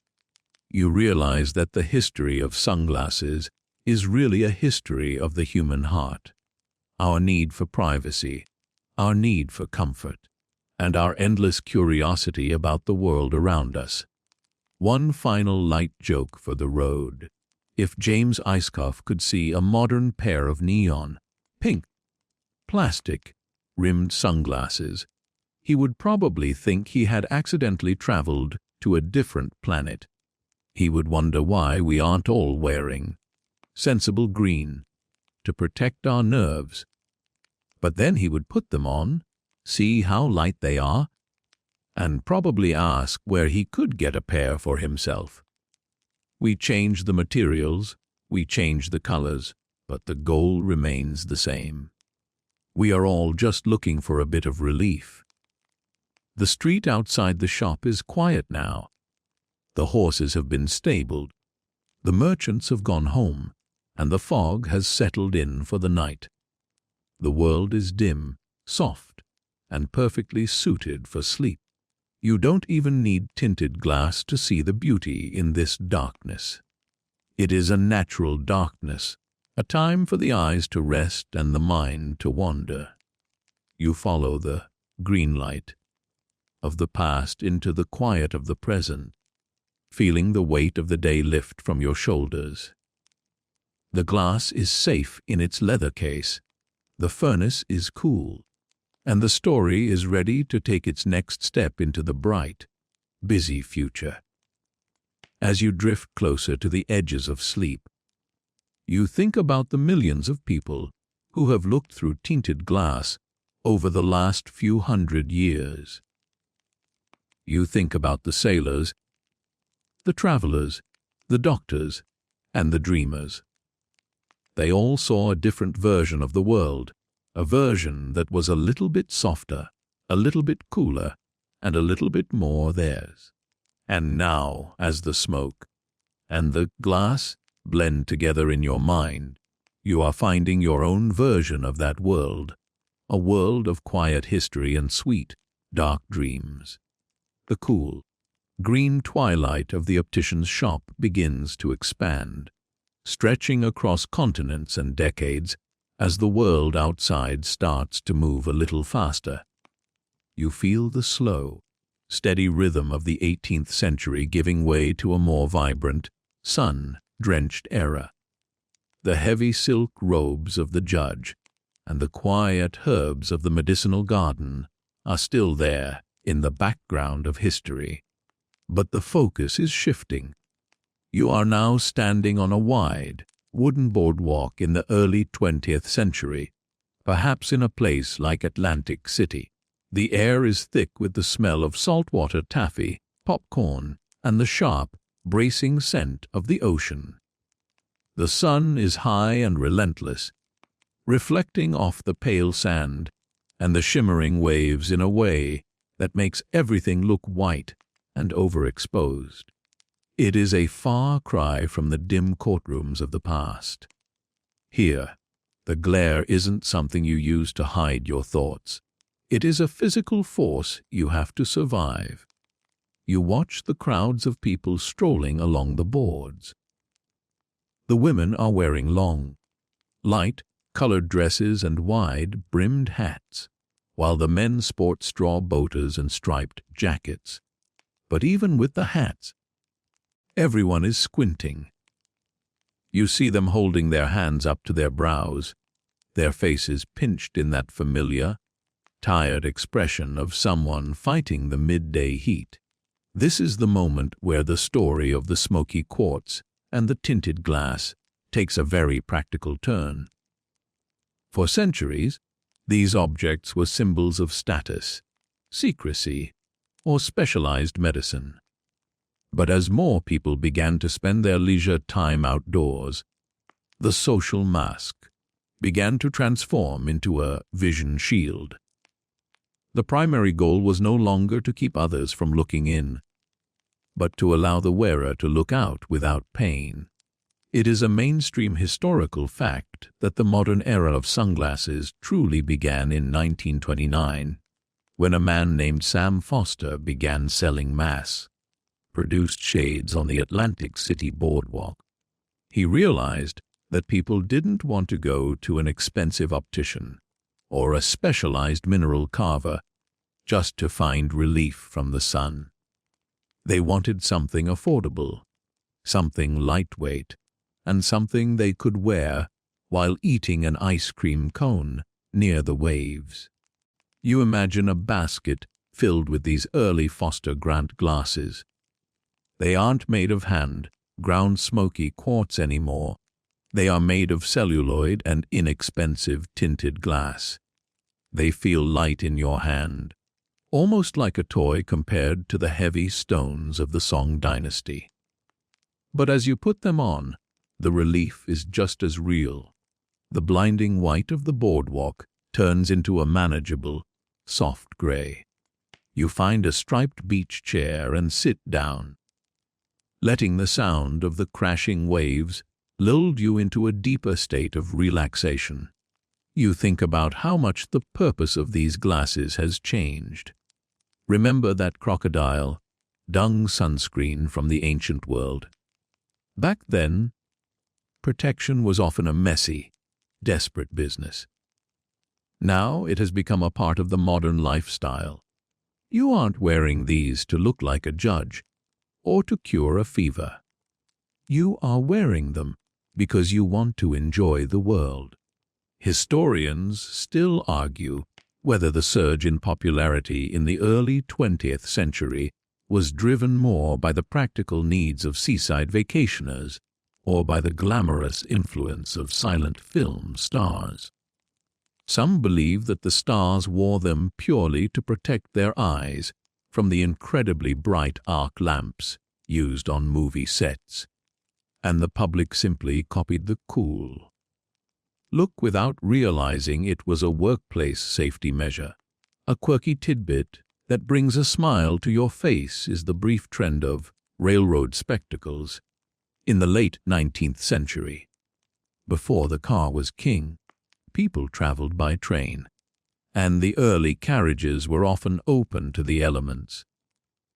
Passengers would wear massive, wrap-around goggles with tinted glass, not just to block the sun, but to keep the soot and coal cinders from the engine out of their eyes. You imagine looking like a Victorian astronaut while just trying to go 3 towns over for a Sunday lunch. It was a time when eyewear had to be tough, grimy, and entirely functional. The smoke was no longer just inside the quartz. It was pouring out of the locomotive, and you needed a shield to handle both. As you sit on the beach, you notice how the coolness of the smoky quartz has evolved into a different kind of cool. It is no longer about the physical temperature of the stone, but about the aesthetic of the person. A light joke comes to mind in the 12th century. If you wore dark glasses, people thought you were about to sentence them to jail. In the 1920s, if you wore dark glasses, people thought you were either a very famous actor or someone who had spent way too much time staring at a train engine. Either way, you were someone worth looking at, even if they couldn't see your eyes. The irony of sunglasses is that they make you more visible by making you more hidden. The heat of the sun on your legs is balanced by the breeze coming off the water. You feel your breathing slow down, matching the long, rhythmic pull of the tide. The transition from secrecy to protection was a natural question as the world became more accessible, as people started driving cars with large glass windshields and flying in open cockpit planes. The sun became a constant travel companion. You think about the first pilots, the aviators, who found that at high altitudes, the glare was almost impossible to manage. They needed something better than simple tinted glass. They needed something that could block the intense midday heat and the ultraviolet rays that the smoky quartz users didn't even know existed. You imagine a pilot in a leather flight jacket, sitting in a cockpit made of wood and canvas. He reaches for a pair of teardrop-shaped glasses. These are the descendants of the Eyeskov experiments and the quartz lenses. They are designed to cover the entire eye socket, preventing light from leaking in at the edges. When he puts them on, the sky doesn't just get darker, it becomes a deep, beautiful blue, and the clouds lose their blinding brilliance. This shift toward performance eyewear meant that the materials had to keep up. The frames moved from brittle horn to flexible, high-grade metals. The glass became more uniform, free of the tiny bubbles and smoke, inclusions that characterized the ancient lenses.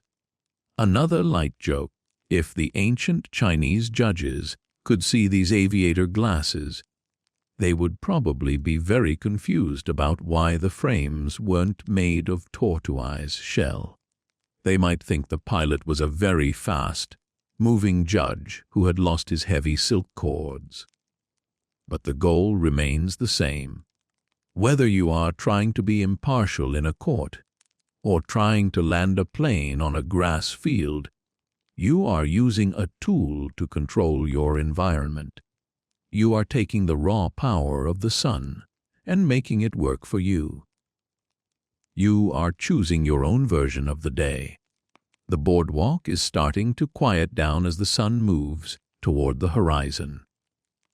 The long golden shadows are returning, much like they did in the artisan's workshop and the judge's hall.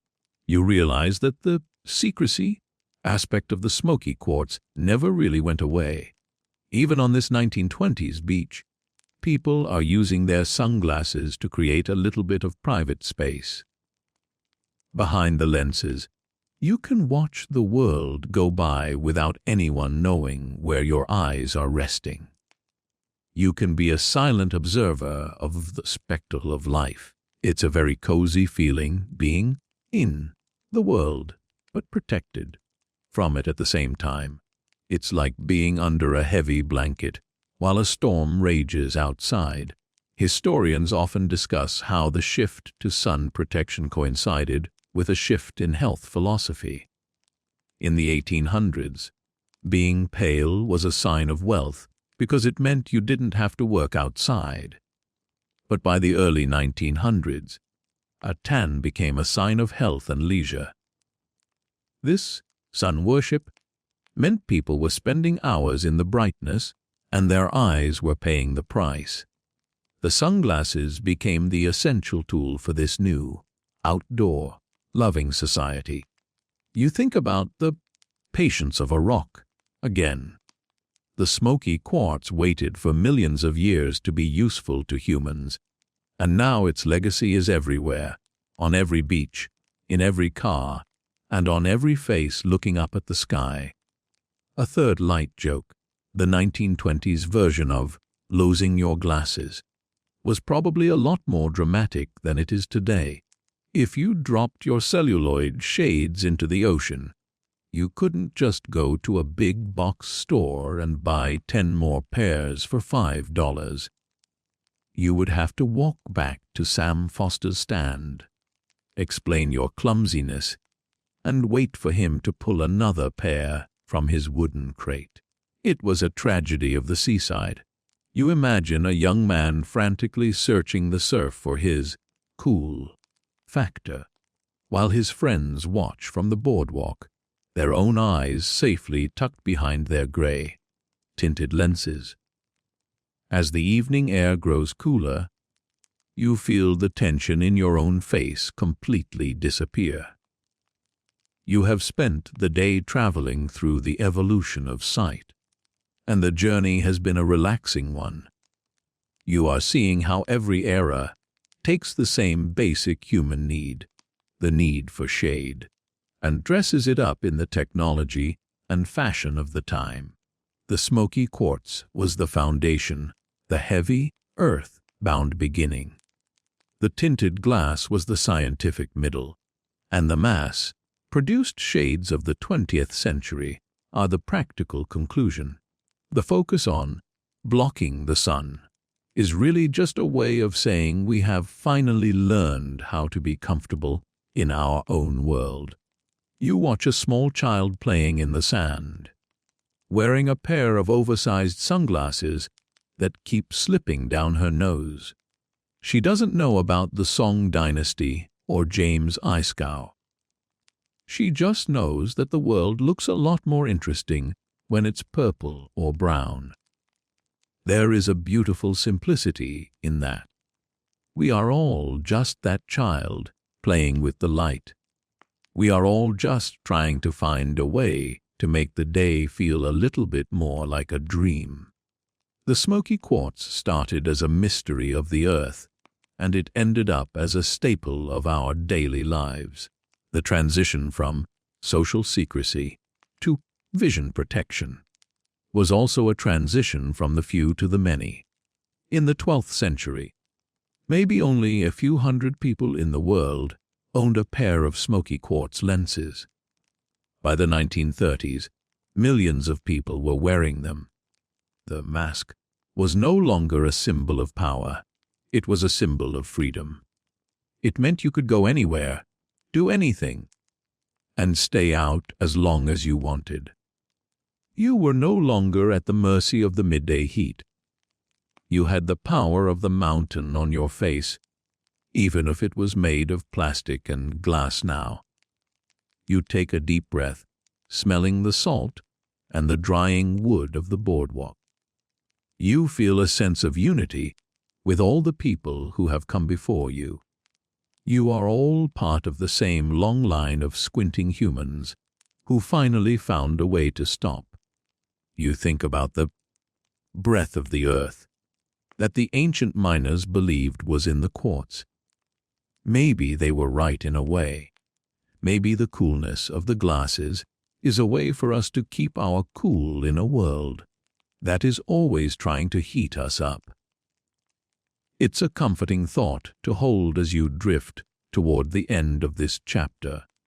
Historians still argue whether the invention of polarized lenses in the 1930s was the most significant jump in the technology, or if the real change was the cultural shift that made sunglasses acceptable in every social situation. Before then, wearing dark glasses in certain settings was considered rude, as if you were trying to hide something. But as the focus shifted to health and sun protection, the social rules changed. It became smart to wear them. You imagine the relief of a whole generation of people who could finally wear their shades at a garden party without being accused of being a spy or a judge. As the sun finally disappears below the horizon, leaving the sky a bruised purple and orange, you see the people on the boardwalk taking off their glasses. They tuck them into pockets, hang them from collars, or slide them into small leather cases. The work of the shield is done for today. The world is naturally dimming now, returning to that soft, tea-colored state that the smoky quartz tried to mimic. You feel your own eyelids getting heavier, matching the darkening sky. The history of the sun blockers is almost complete. You have seen the stone, the glass, and the celluloid. You have seen the court, the garden, and the beach. You think about the mainstream historical fact of Foster Grant one last time. It's such a simple thing, selling glasses on a beach, but it changed how we see the world forever. It made the luxury of the elite available to everyone. It turned a piece of a mountain into a piece of the weekend. And as you sit in your beach chair, the sound of the ocean becoming a steady, low hum, you realize that this is exactly what a good story should do. It should take something complex and distant and make it feel like it belongs to you. The smoky quartz isn't just a museum object. It's the reason you can sit here and watch the waves without a headache. The stars are starting to come out, and the boardwalk lamps are flickering to life. They cast a warm, yellow glow on the wood, a color that reminds you of the light through a smoky lens. You feel a wave of sleepiness wash over you, as gentle as the rising tide. The world is safe, the sun is gone, and the eyes are finally at rest. You are ready for the final reflection, the final look at the legacy of the smoky stone. But for now, you just want to listen to the water and feel the cool air on your face. The story of sunglasses is a story of human ingenuity and the desire for peace. We have traveled a long way from the deep mines of the 12th century, but the heart of the journey is the same. We are all just looking for a bit of shade. We are all just trying to find our own way to look at the light. And as you close your eyes, you feel that shade wrapping around you, a dark, cool, and perfectly comfortable protection. The beach is quiet, the boards are still, and the history of the sun is fading into the history of the night. You are moving toward the final part of the journey, now, where the past and the present meet. You are carrying the weight of the quartz and the lightness of the celluloid. You are carrying the secrecy of the judge and the joy of the vacationer. All of it is part of you now, a collection of stories that help you see the world a little more clearly, even when your eyes are closed. The journey is almost over, but the rest is just beginning. You let the sound of the ocean pull you under, into a deep, dreamless sleep, where the sun never glares and the quartz is always cool. You are back in the present moment, back in the soft, familiar surroundings of your own room. The year is 2026, and the world is a place of incredible technological wonders. You might be lying on a bed with a memory foam mattress that knows the shape of your spine better than you do, or perhaps you are sitting in a chair with a soft, synthetic throw blanket draped over your knees. On your bedside table, or maybe resting on a nearby shelf, there is a pair of modern sunglasses. They are likely made of high-grade polycarbonate, a material that is virtually indestructible and weighs almost nothing. The lenses are perfectly uniform, created by a machine that can measure thickness down to the nanometer. There are no bubbles, no smoke, streaks, and no natural flaws. They are, in every physical sense, perfect. But as you look at them in the dimming light of your room, you realize they are haunted by the ghosts of the past. Every curve of the frame and every tint of the lens is a whisper from the 12th century judges, the 18th century opticians, and the 1920s boardwalk merchants. You pick them up, feeling how light they are, so light that you sometimes forget they are even on your face.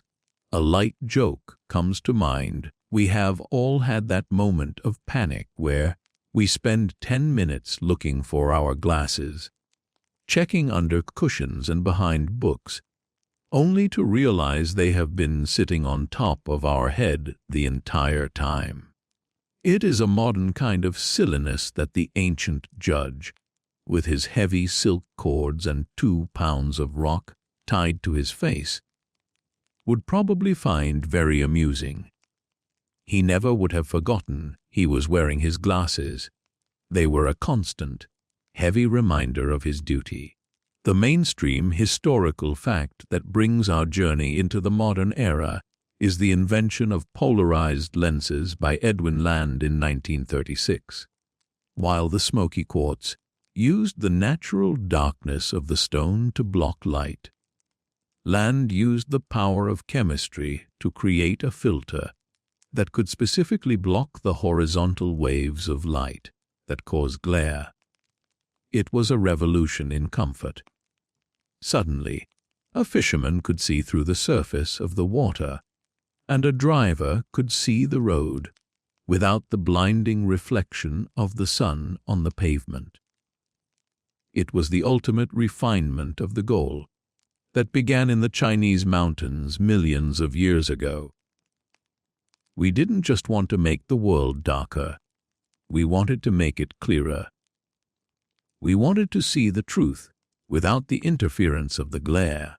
You run your thumb over the smooth surface of your modern lens. It feels clinical and cool, but it lacks that deep, ancient coldness of the raw quartz. However, there is a quirky tidbit that bridges this gap in recent years. Some ultra-luxury eyewear brands have actually started returning to the roots of the craft. They are producing limited edition collections where the lenses are once again hand-ground from actual smoky quartz or solid obsidian. These pieces cost thousands of dollars and weigh significantly more than plastic, but people buy them because they want that connection to the earth. They want to feel the weight of the mountain on their face again. It seems that no matter how much we innovate, there is a part of the human spirit that still craves the authentic, the heavy, and the slow. As you sit in the quiet of your room, the scholarly debate regarding the sunglasses effect comes to mind.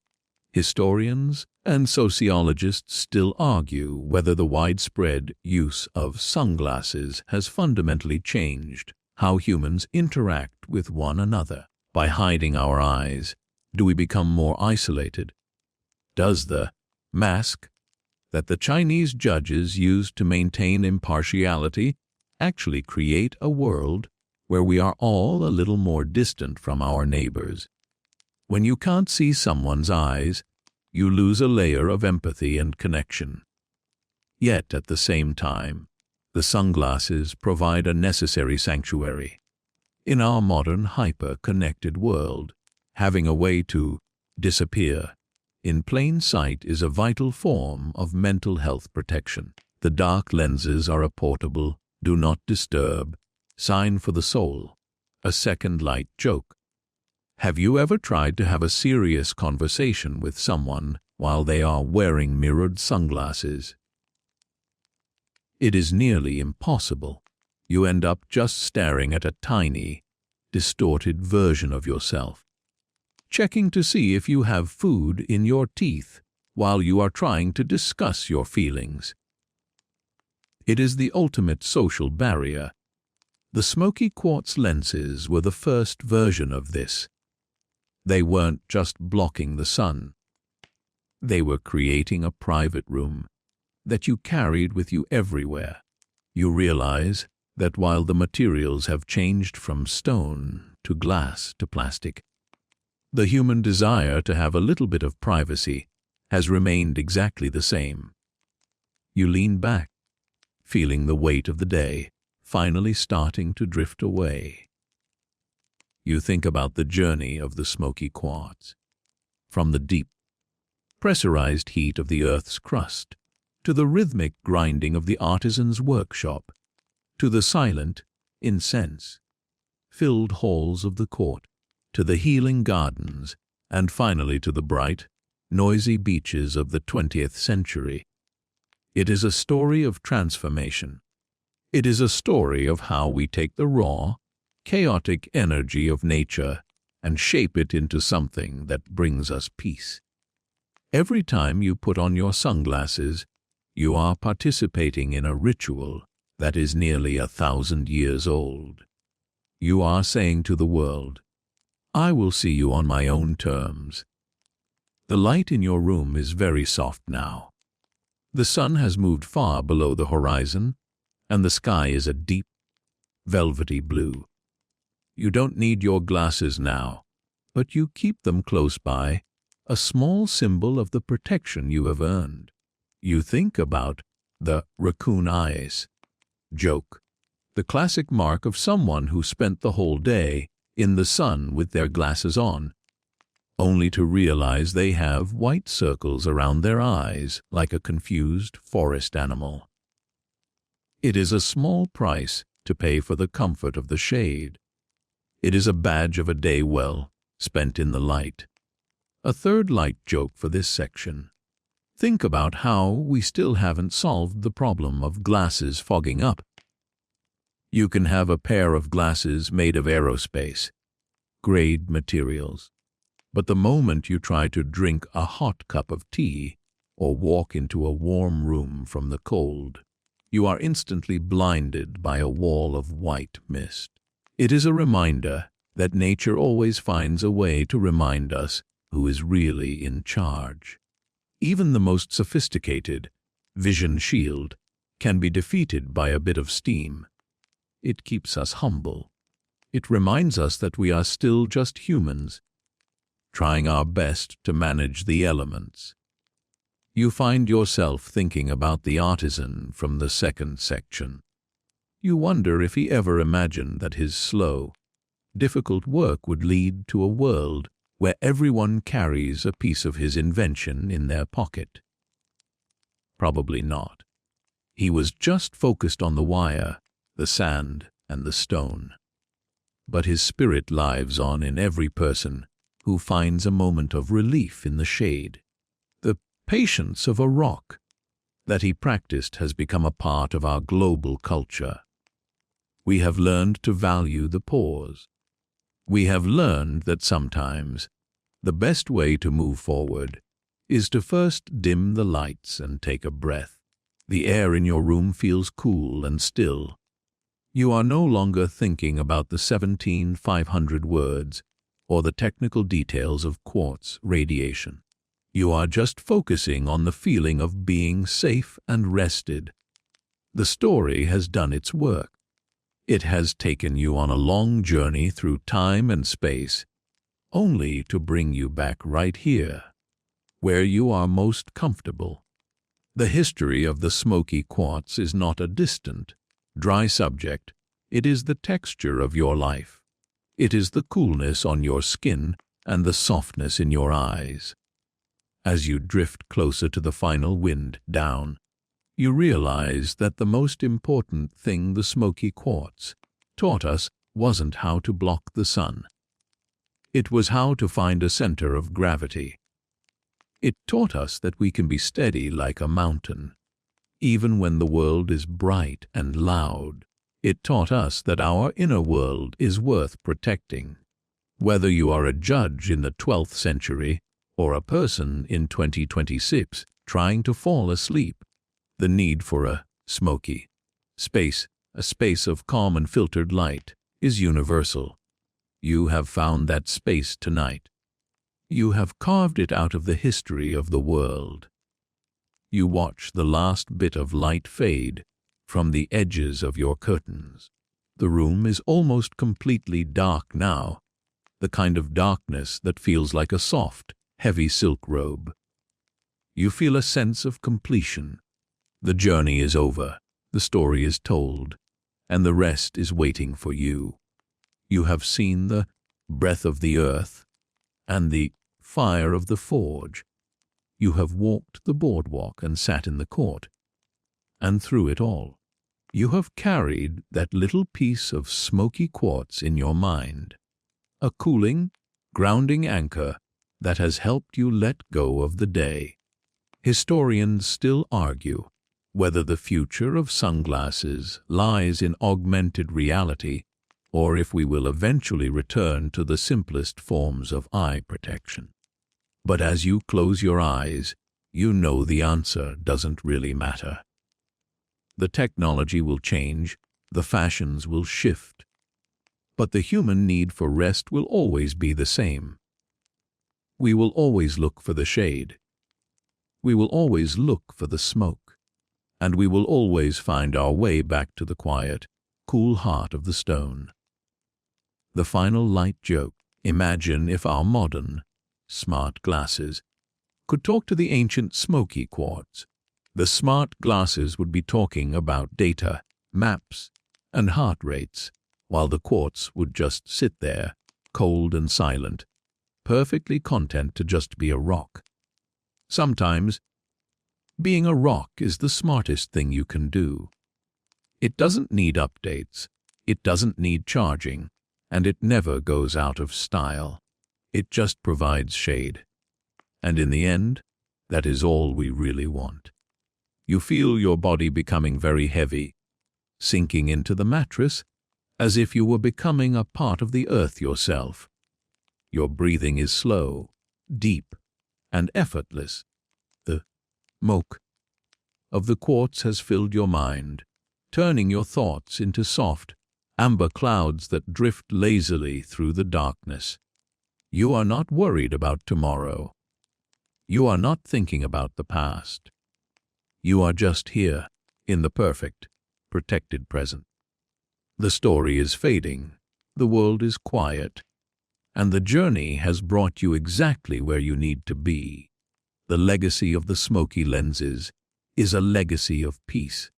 It is a reminder that even in the brightest glare, there is a way to find a shadow. It is a reminder that even the hardest stone can be a source of comfort.